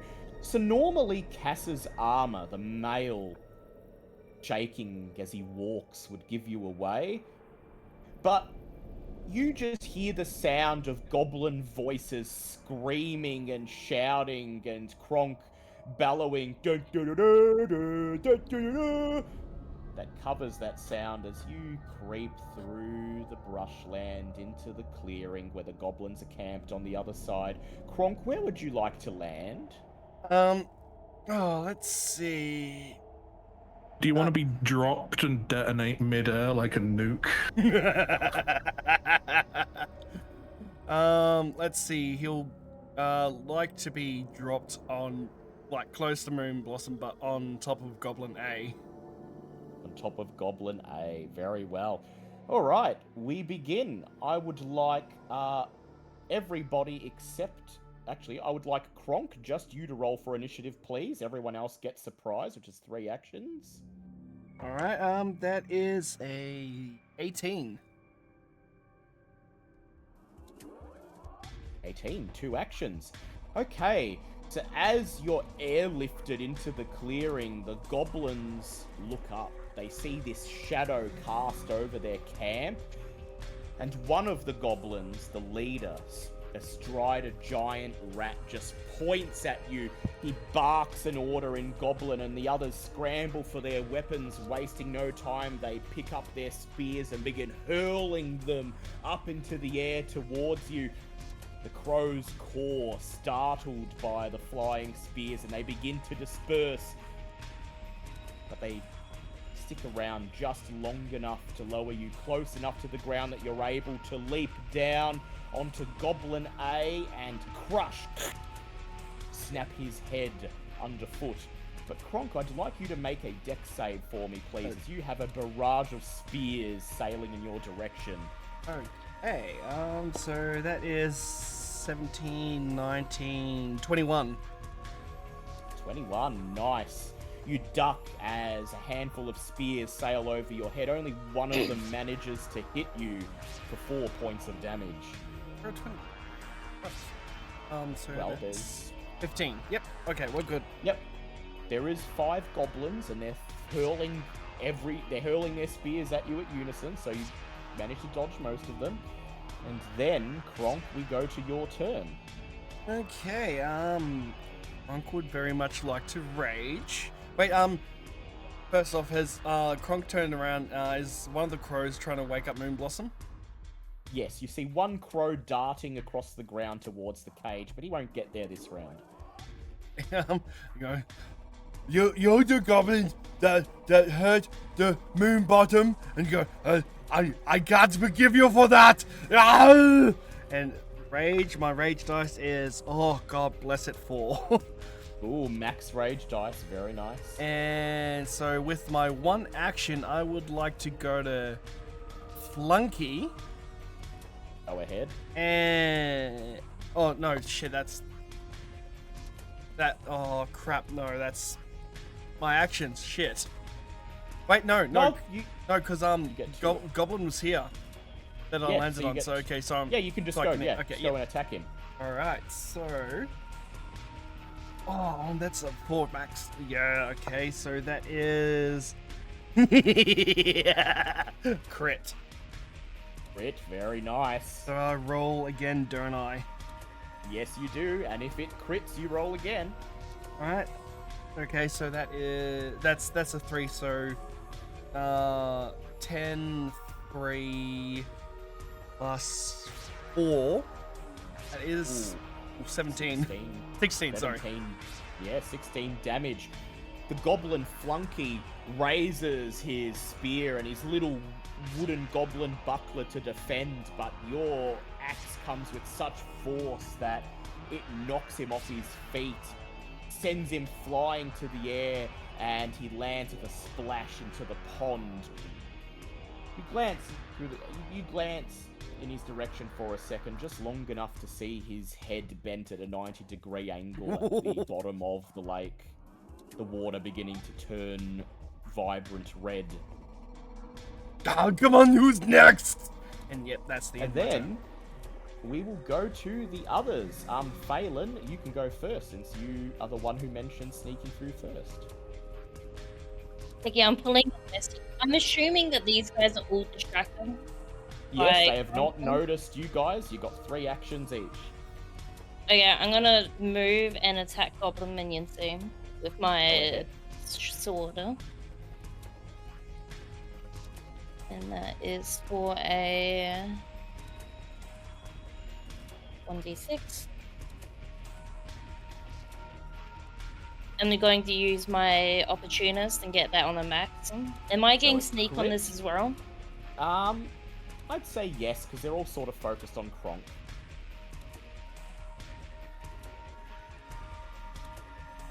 I got another 6. Very nice. Yeah, so that's So he's 15. he's got his back turned to you, and no one sees you just emerge from the leaves and silently stab forwards, your dagger going through his neck, instantly killing him.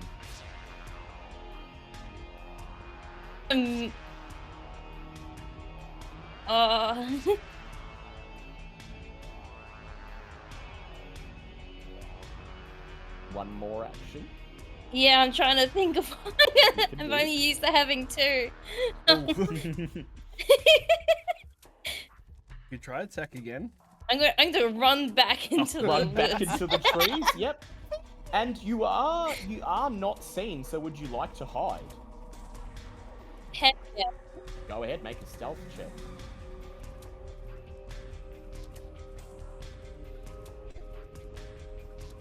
Natural 20.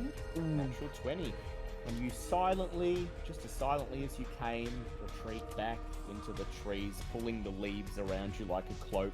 And Kale, you're up. I take aim at Giant Rat A and loose. Yep. To the south, the 2 rats waiting for their order to attack. Just whisper, please don't hit me. I'm right next mean- to you.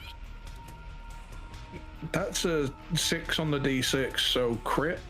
Yeah, that's a crit. Roll again.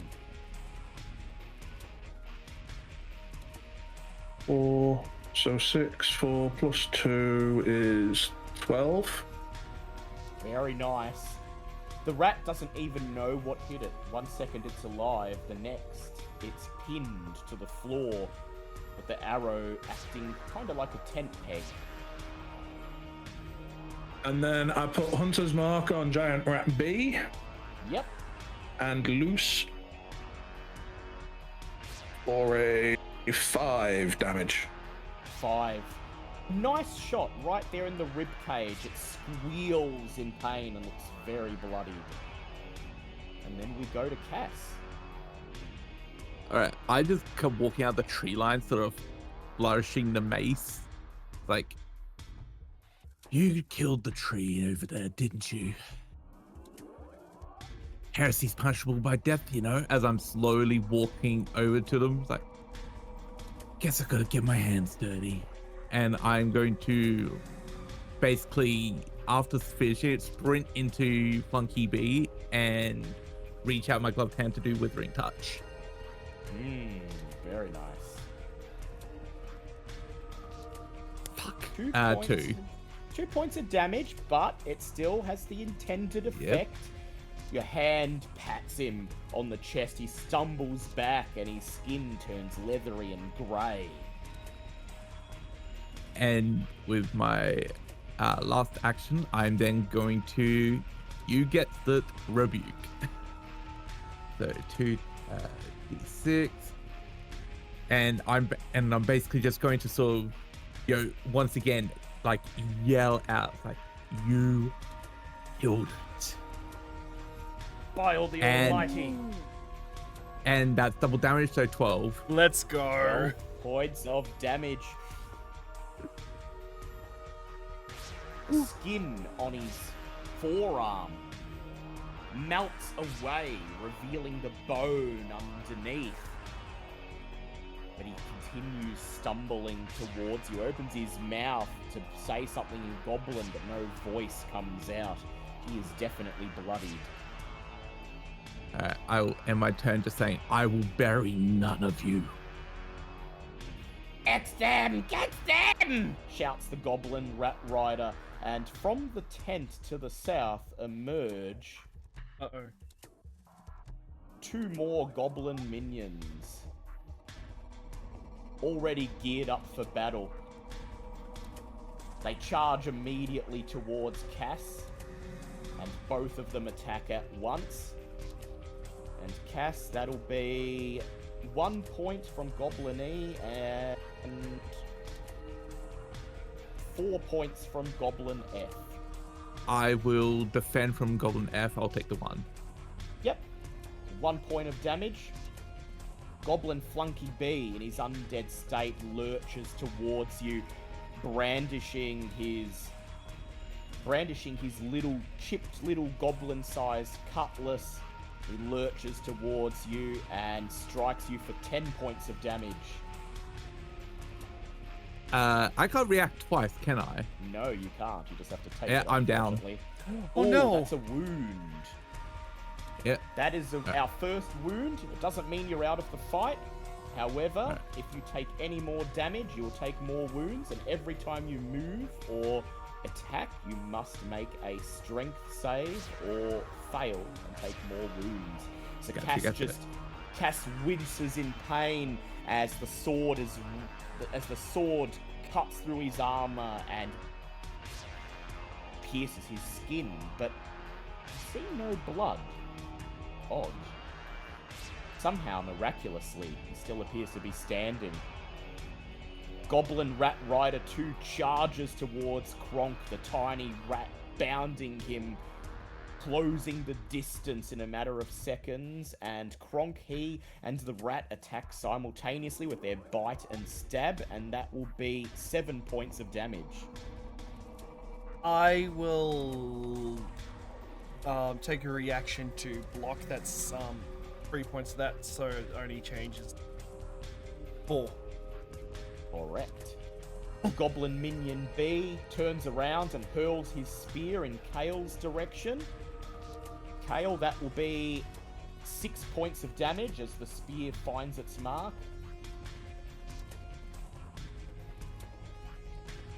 Unless you Okay, defend, of I'll course. take it. And then Giant Rat B scurries forwards, running towards Kronk, but doesn't have enough movement to get there this turn. Over at the cage, you see the single crow. It's now inside the cage, pecking at Moon Blossom's limp body. She stirs, mumbles something, and I'm going to roll. She does not wake up. Oh. Kronk, your turn. Kronk sees Cass, like, taking his first wound. He's down. He's gonna double rage. You hurt my friend! I'm gonna catch you! So this 2 is... Fury dice. that is a 3, so that's all up plus 7 damage. Very nice. And I will take the first attack at the Goblin Rider. Yep. Let's see if that hits. Oh, that's a 1. So no, that's a miss. That is a miss, unfortunately. And So- because he is a goblin, you trigger his "ha-ha, missed me" ability. He laughs at you and you take 1 point of psychic damage for the audacity of trying to hit him. Alright, even more angry, I will use my last action to swing at him again. Or... Disadvantage. Oh, disadvantage, yeah, sorry. That's a strength, that's a 7 and a 5. Yep, so 5 plus 7, that's 12 points of damage. You wipe that laugh off his face. It turns into a loud "ow!" as your axe finds its mark, nearly knocking him off his mount. He's quite bloodied, but he's still up. So how much that hold on, so that was 5 plus the strength, so that's 7. Did you add on my plus 8 I did, damage? I So- did, yep. Okay, yeah, okay, cool. Just checking. And that, we go. Yep, that's your turn. Yep. Let's go to Phelan. I am You are because heated. these two goblins are also distracted onto Cass. I'm going through to try and protect them a little bit, and Yep. it's just opportunists with my sword again on Goblin Minion F. Very nice.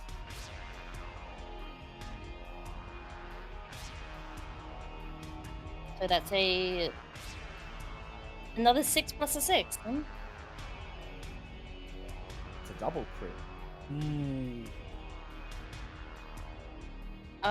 So that is a 15 again.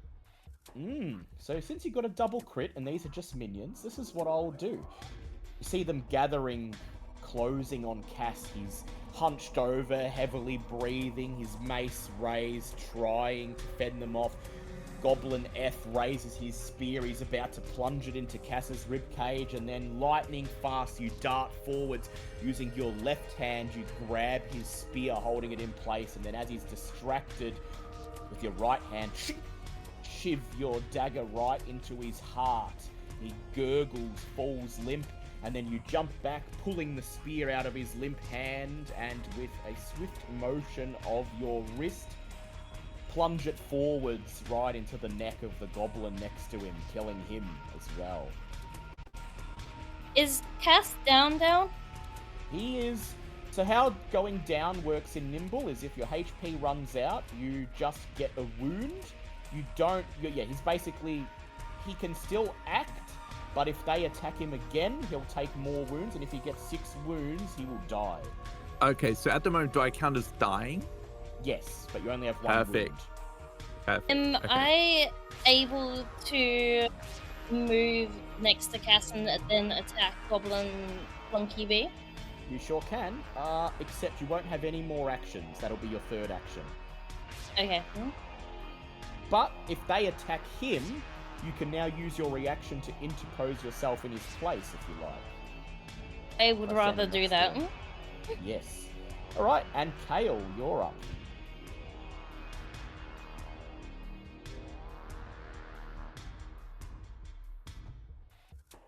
I think he went AFK for a oh second. yeah, sorry, right. yeah, he's I'm going back, back. I'm back, So sorry. Oh, he's back. Well, alright. Go ahead, Kale. Lily. I take aim at Goblin Flunky B Go ahead. He's not looking too good. and hit him for 6. Ooh. His mouth, no longer producing voices, just silently laughing, mocking Cass as he's about to dig his spear into Cass's neck. And then the arrow finds him right in his open mouth and takes the bottom half of his jaw off. And he goes to the ground, crumbles Nice. into dust. And I mark with a hunter's mark Goblin Rat Rider Very nice. and loose for 7. Ooh, very nice. The arrow hits the flank of the giant rat. It squeals in pain. The goblin rat rider hits it with the butt of his spear. Don't give up! Keep moving! Keep moving! Ah! He is clinging to life, but just barely. And then we go to Cass. Cass, So- your vision is blurry, your consciousness fading, but you can summon the strength to fight if you want to. On my knee, I just sort of cough for a second. Just I'm looking at the dead corpse in front of me, going, "I have dealt with a lot more worse than you have." And I will put my hand to my chest, gripping my symbol of the Almighty that's emblazoned on the armor, and I'm going to use my Searing Light on myself, which is heal will 8 to a dying creature within reach 6. Do I count within reach 6?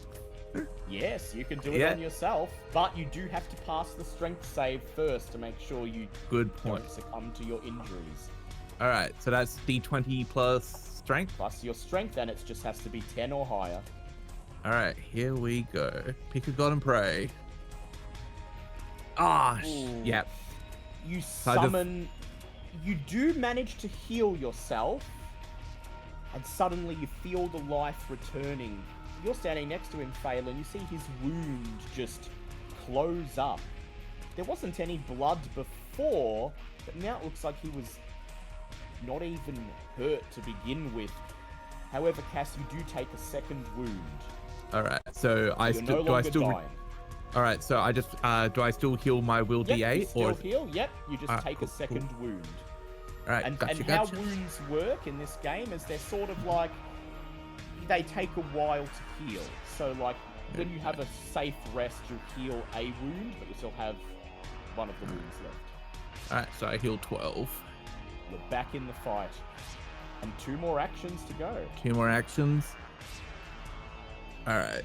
Cass at the moment is sort of just like the indignation of being knocked down by a lucky hit. He is out for blood, and he's going to sprint to the rat. Was it? Yeah, the rat rider. Sorry, I was like, had to zoom in for a sec. Yep, just rush He's right gonna up to him. Yeah, I am going to sprint into him and withering touch, basically just reaching for the rat rider's neck. He is at the moment out for blood. He is pissed. So, 9. Ooh, 9. You grab him by the neck and you squeeze as hard as you can. Before your eyes, his skin withers, turns grey, begins to melt until there's a skeleton goblin riding on top of a giant rat, and then its skull cracks, crumbles into dust, and the giant rat itself just dies as if its heart suddenly stopped. Well done. I just rip the skeleton off the rat, but I am done with these fucking goblins. On this motherfucker. Finish them up. The 2 goblins who are left, seeing their leader go down, just exchange glances with each other, their eyes wide. Run! One of them shouts, "Run for your life!" They turn and begin to flee, and it's at this moment that the crow in the cage caws. Fairy Blossom gasps, sits bolt upright, looks around, bemused, sees what's going on. She locks eyes with you, Kronk, seemingly knowing that you're the one who saved her. She winks and snaps her fingers. And Kronk, you gain the ability to make 3 attacks this round without disadvantage. And now it's your turn. Okay. Kronk's just done. I don't think so, little goblin. And rolls a hit with a 7 plus 2, which is 9 plus 4 plus 4. So I think that goblin is dead. He's turning to run, and you just sort of step up and with a yell bring your axe down, and he doesn't even have time to take a step before the blade finds him and smashes him into gunk. You have 2 more free attacks, but you still have to use your actions to get to your target.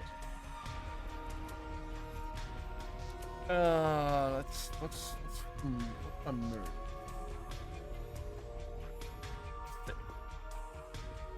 Am I able to go? Oh, You sure can. all right. Oh, I'm having a fun time. I'm just having fun. That is a 5 plus 7 plus 4 plus 4. That rat's dead. Yep.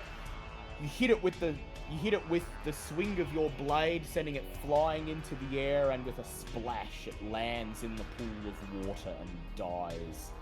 All right. Hello, little goblin. You remember No, when no, I said? no! Says the goblin, backing away, his spear trembling. You remember when I said I'd kill you last? I lied. That is a 5. Well, it's 5 plus 7 plus 4 plus 4. So that's a goblin dead. But can I just do a little bit of fun flavor here because I'm go double ahead. raging? I was gonna ask you, how would you like to take him out? Just for fun, expend both rage fury dice. I'd like to pick up the goblin and just like by the legs and the hips and just slowly just start tearing him apart. The skin just like elastic coming apart and just rip. And then One- there's a loud snap, and his spine just drops.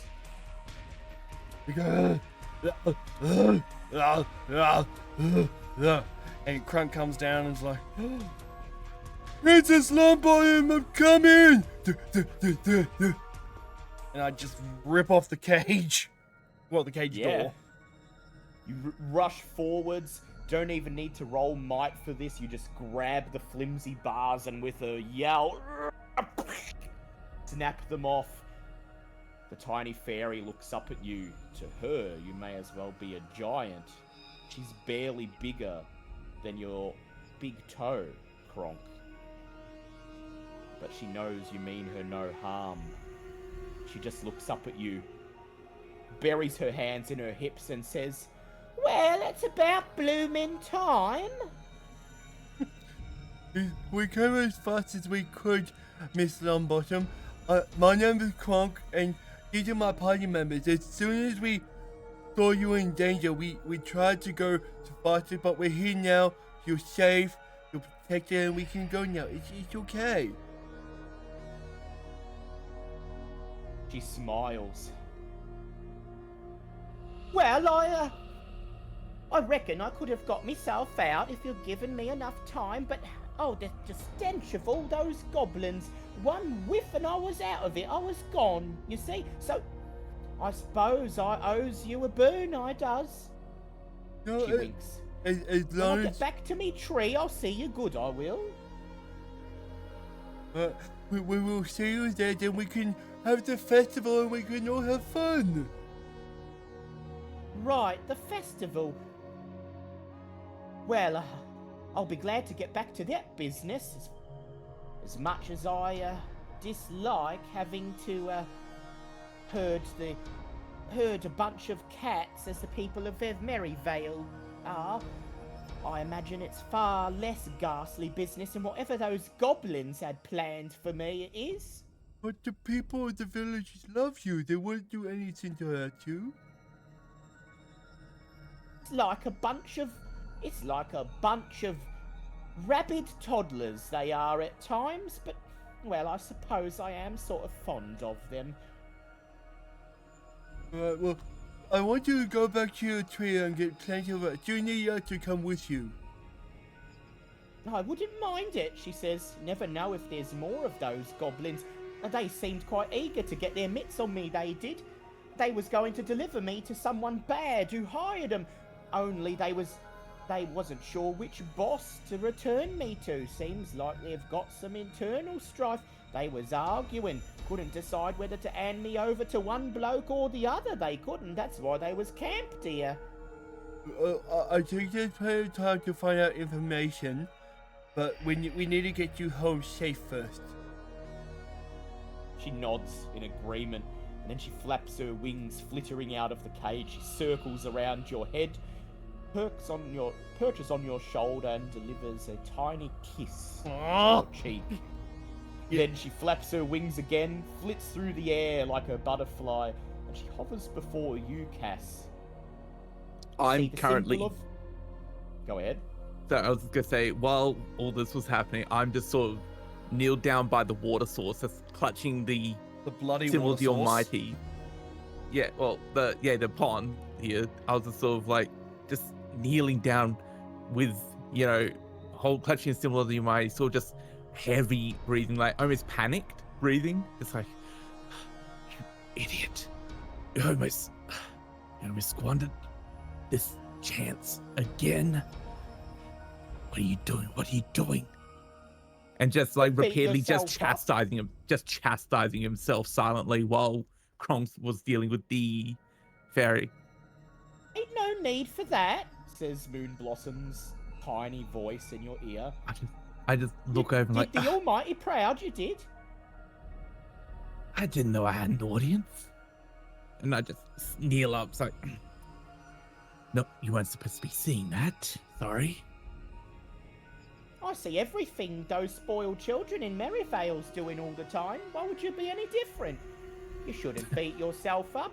It don't matter what you failed at, love. You succeeded in rescuing me. And the Almighty will be mighty happy he will be.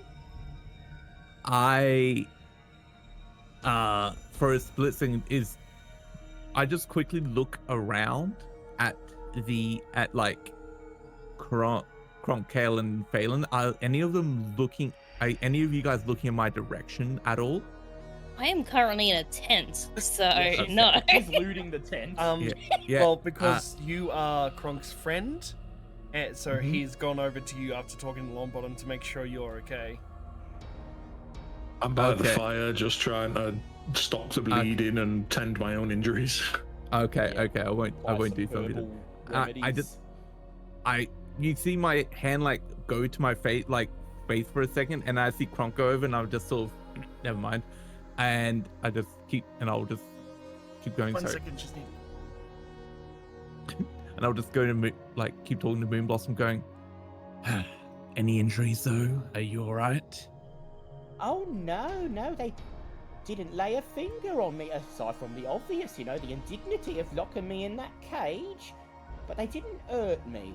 Seems they was given strict orders to make sure I was unarmed. Whoever hired them had an interest in me being in one piece. I just sort of make a motion through where we went through the forest and say, there was a similar tree like yours. Know anything about it? Aye, lots of fairy trees in these parts, or there used to be. Until, well, it's hard to explain. I know something bad happened, but I don't quite have the memory, right? See, I was lucky enough. Some of our trees was outside the forest when it happened, and, well, the village found its way to my tree, built itself around me, and it was the belief they had in me that allowed my tree to stand where others fell, but there was something bad what happened in this forest a long time ago.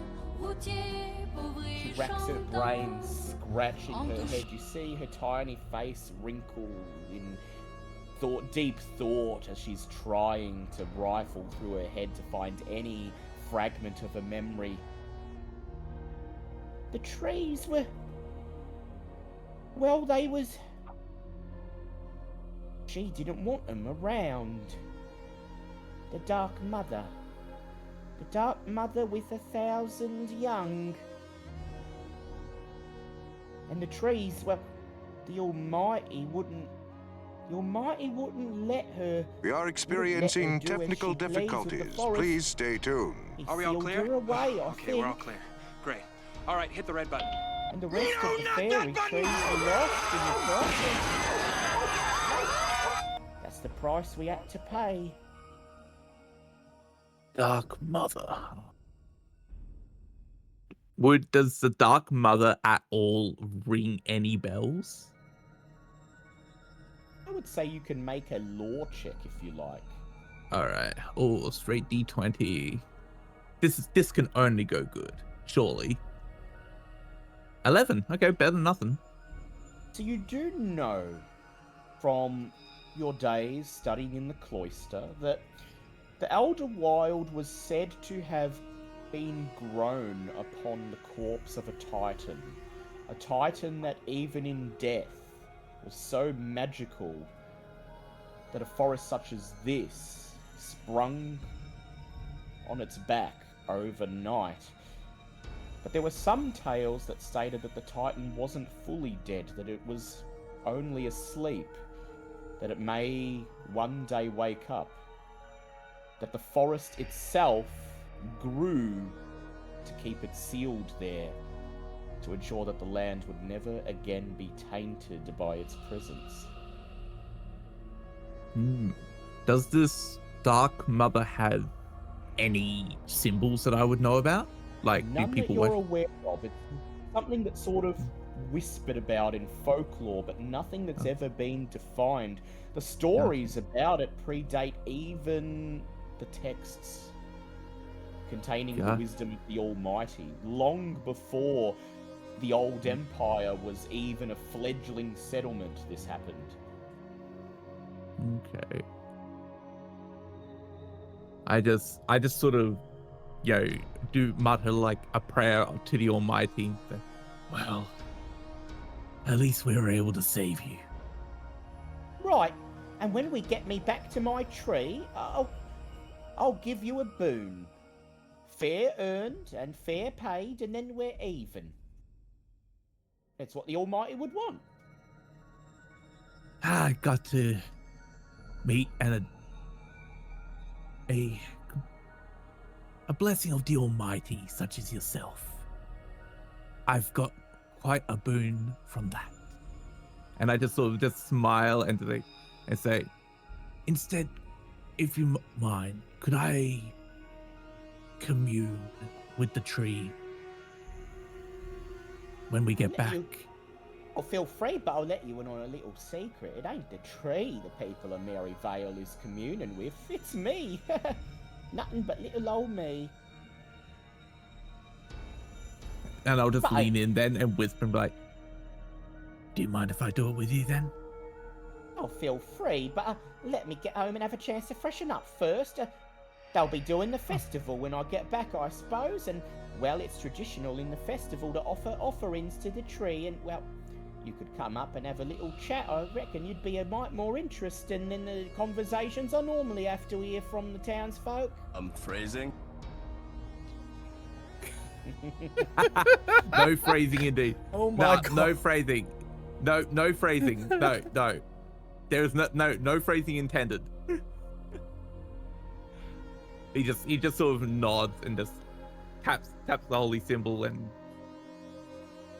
freshens himself up at the water source after everything. Meanwhile, Phelan, you're in the goblin's tent. You wonder how so many goblins fit in here. It's barely big enough for you to move around.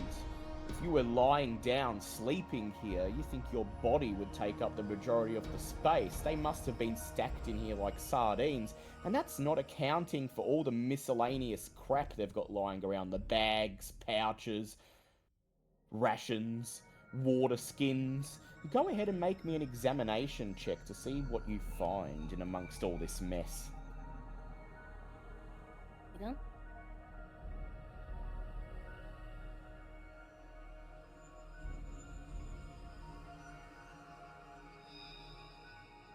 That is a 16. 16. So the rations are nothing to write home about. In fact, most of this food seems to be spoiled. You swear this beef jerky has maggots writhing in it. You tuck it away before Kronk can find it. The water skins again. You probably don't fancy drinking that, but then you find a small wooden box tucked away under one of the bedrolls, and your eyes glimmer. There's a lock on it, but it's no problem for you. You quickly pick it open, lift the lid, and inside you find what must be the goblins' ill-gotten gains, what they were paid to kidnap Moonblossom. 80 gold coins, 20 for each of you.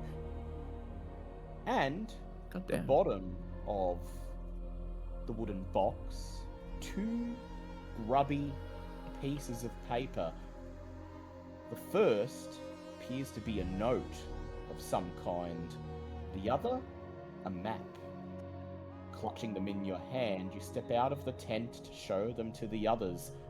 Which one would you like to look at first? the note. Huh?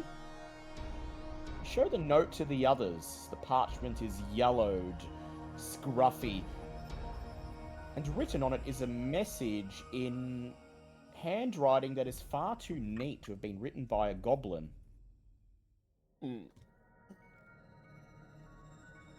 Oh, Pinky, better not come back without my ingredients. We have an agreement, Krog. Green Thumb. We're expecting that to be signed The Brain.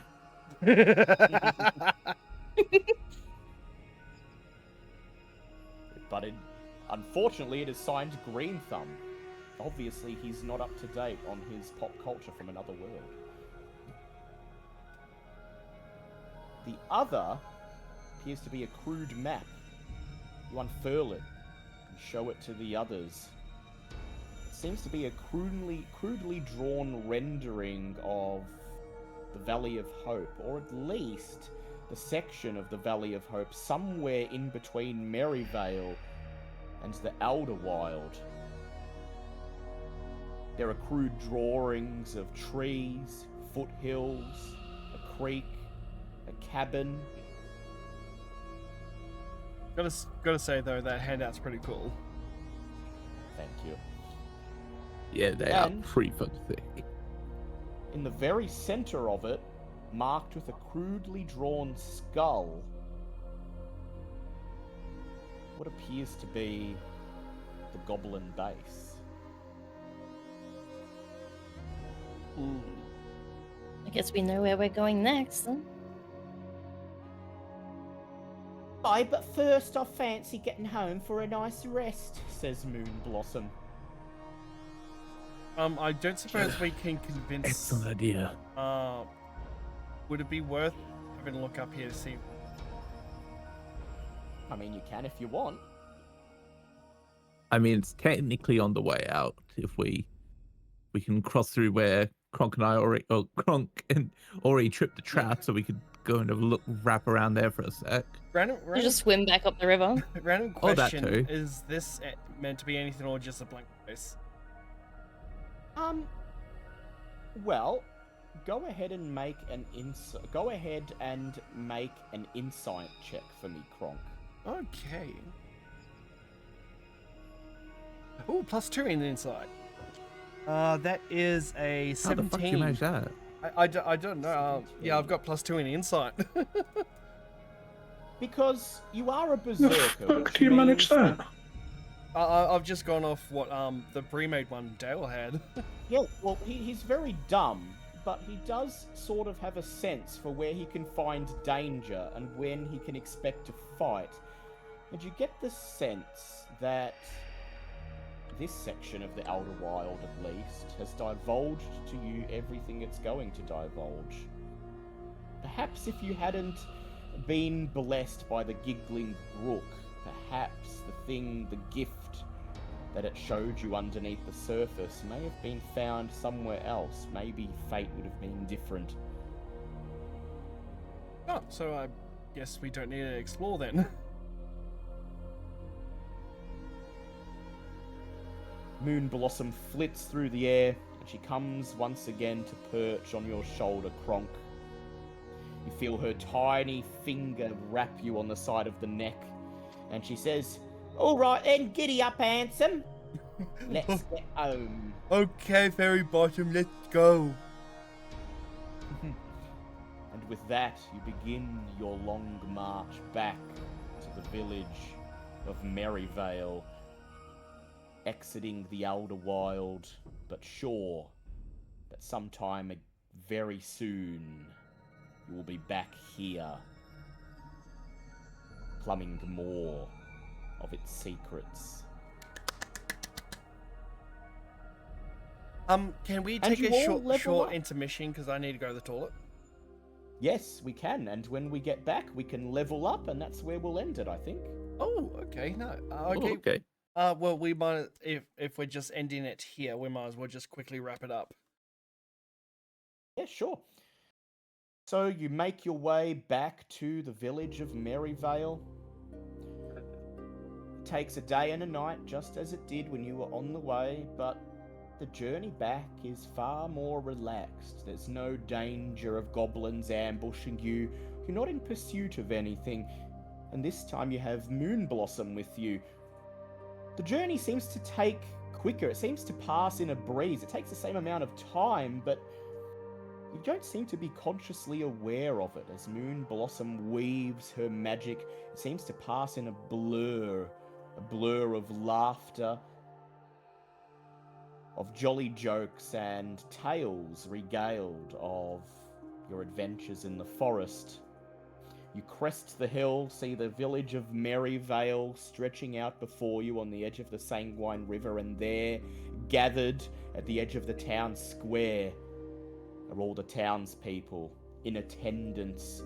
The 3 militia boys, Cor, Tybris, and Sills, Father Bell, the priest, Mayor Tills, and Marla Homebrew.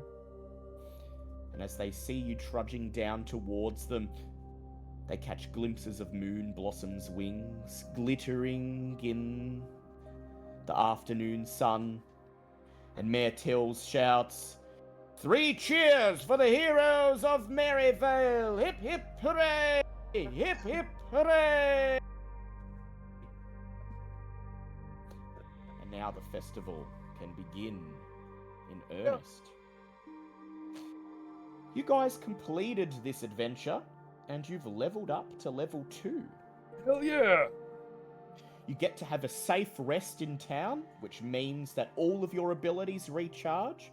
All of your hit dice are restored to you, as Marla Homebrew puts you up at the Valley's Rest Inn for free, holds a feast in your honor, and you're served the house special Griffin stew and as many free drinks as you can handle, as everyone parties into the night. And in the din of the party, in the midst of the revelry, the little fairy Moonblossom disappears, retreating back to the safety, to the quiet solitude of the fairy tree, where she watches over the village and its people. So I did end it a bit early, just so I could give you time to level up and explain how to level up. That So is... before we end things, Yes. I'm so sorry. Am I able to prick my finger? You sure can. I want to ask the question of, is this town what it seems to be? And you So need as to prick everyone- your finger for that? As everyone parties, as they drink and eat and play and arm wrestle, as Kronk defeats not 1, not 2, not 3, but every single man in the pub who lines up to challenge him at arm wrestling, and ends up being bought about 10 rounds of drink as a result, and probably sleeps well into noon of the next day as a result. Phelan silently sneaks out. She stands in the dark on the edge of the town square, in the shadows of the tavern, and she reaches for the sword engraved with images of scorpions, pincers, and spiders. She unsheathes it, and closing her eyes, bracing herself, she runs the tip of her finger along the edge of its blade, drawing a single drop of blood. Phelan, go ahead and roll an insight check for me, please. My phone died, so I have to roll it on here. If it's going to let me to roll. Well, you can Being get able to actual roll dice. for me. Can roll it. How much was it? Did it roll in here? I can roll it for you if you tell me If you what can, what's your insight? my insight is a +1. +1. Alright, let's see how you go. Where's the D20? Throw that in. That is a 15. Okay. You close your eyes and are seemingly pulled into a vision, into a trance, in the darkness.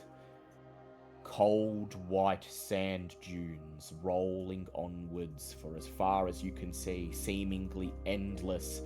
Your mind is pulled down beneath them into the depths to contact, to touch that which sleeps beneath, the insidious, all-knowing intelligence that slumbers under the desert, that disturbs, feels your presence, and reaches out to you from its dream and whispers, "This poor village. Soon they will all be dead. Oh, fuck. Sacrifices for the Dark Mother. Black goat of the woods. Fodder for her 1,000 young." That's not a good thing. And it begins next time on Dice of the Dead. Liam, did you fucking? I did do the Undertaker. Phrasing. So, to level up, it's very simple. You just roll your hit die with advantage and increase your max HP by that much. Oh, nice. Okay. I'll do that when we end. Wait, what? What's your Oh. hit? Oh, okay, there it is. Yeah, I see it. Everyone in the chat, I want to say a big thank you for joining us tonight. We love playing for you guys, and we look forward to seeing you guys again in a fortnight. On Dice of the Dead, where the dice decide who lives and who dies. Until then, we'll see you guys next time. Have a fun one, and be cool, stay in school, keep those dice rolling.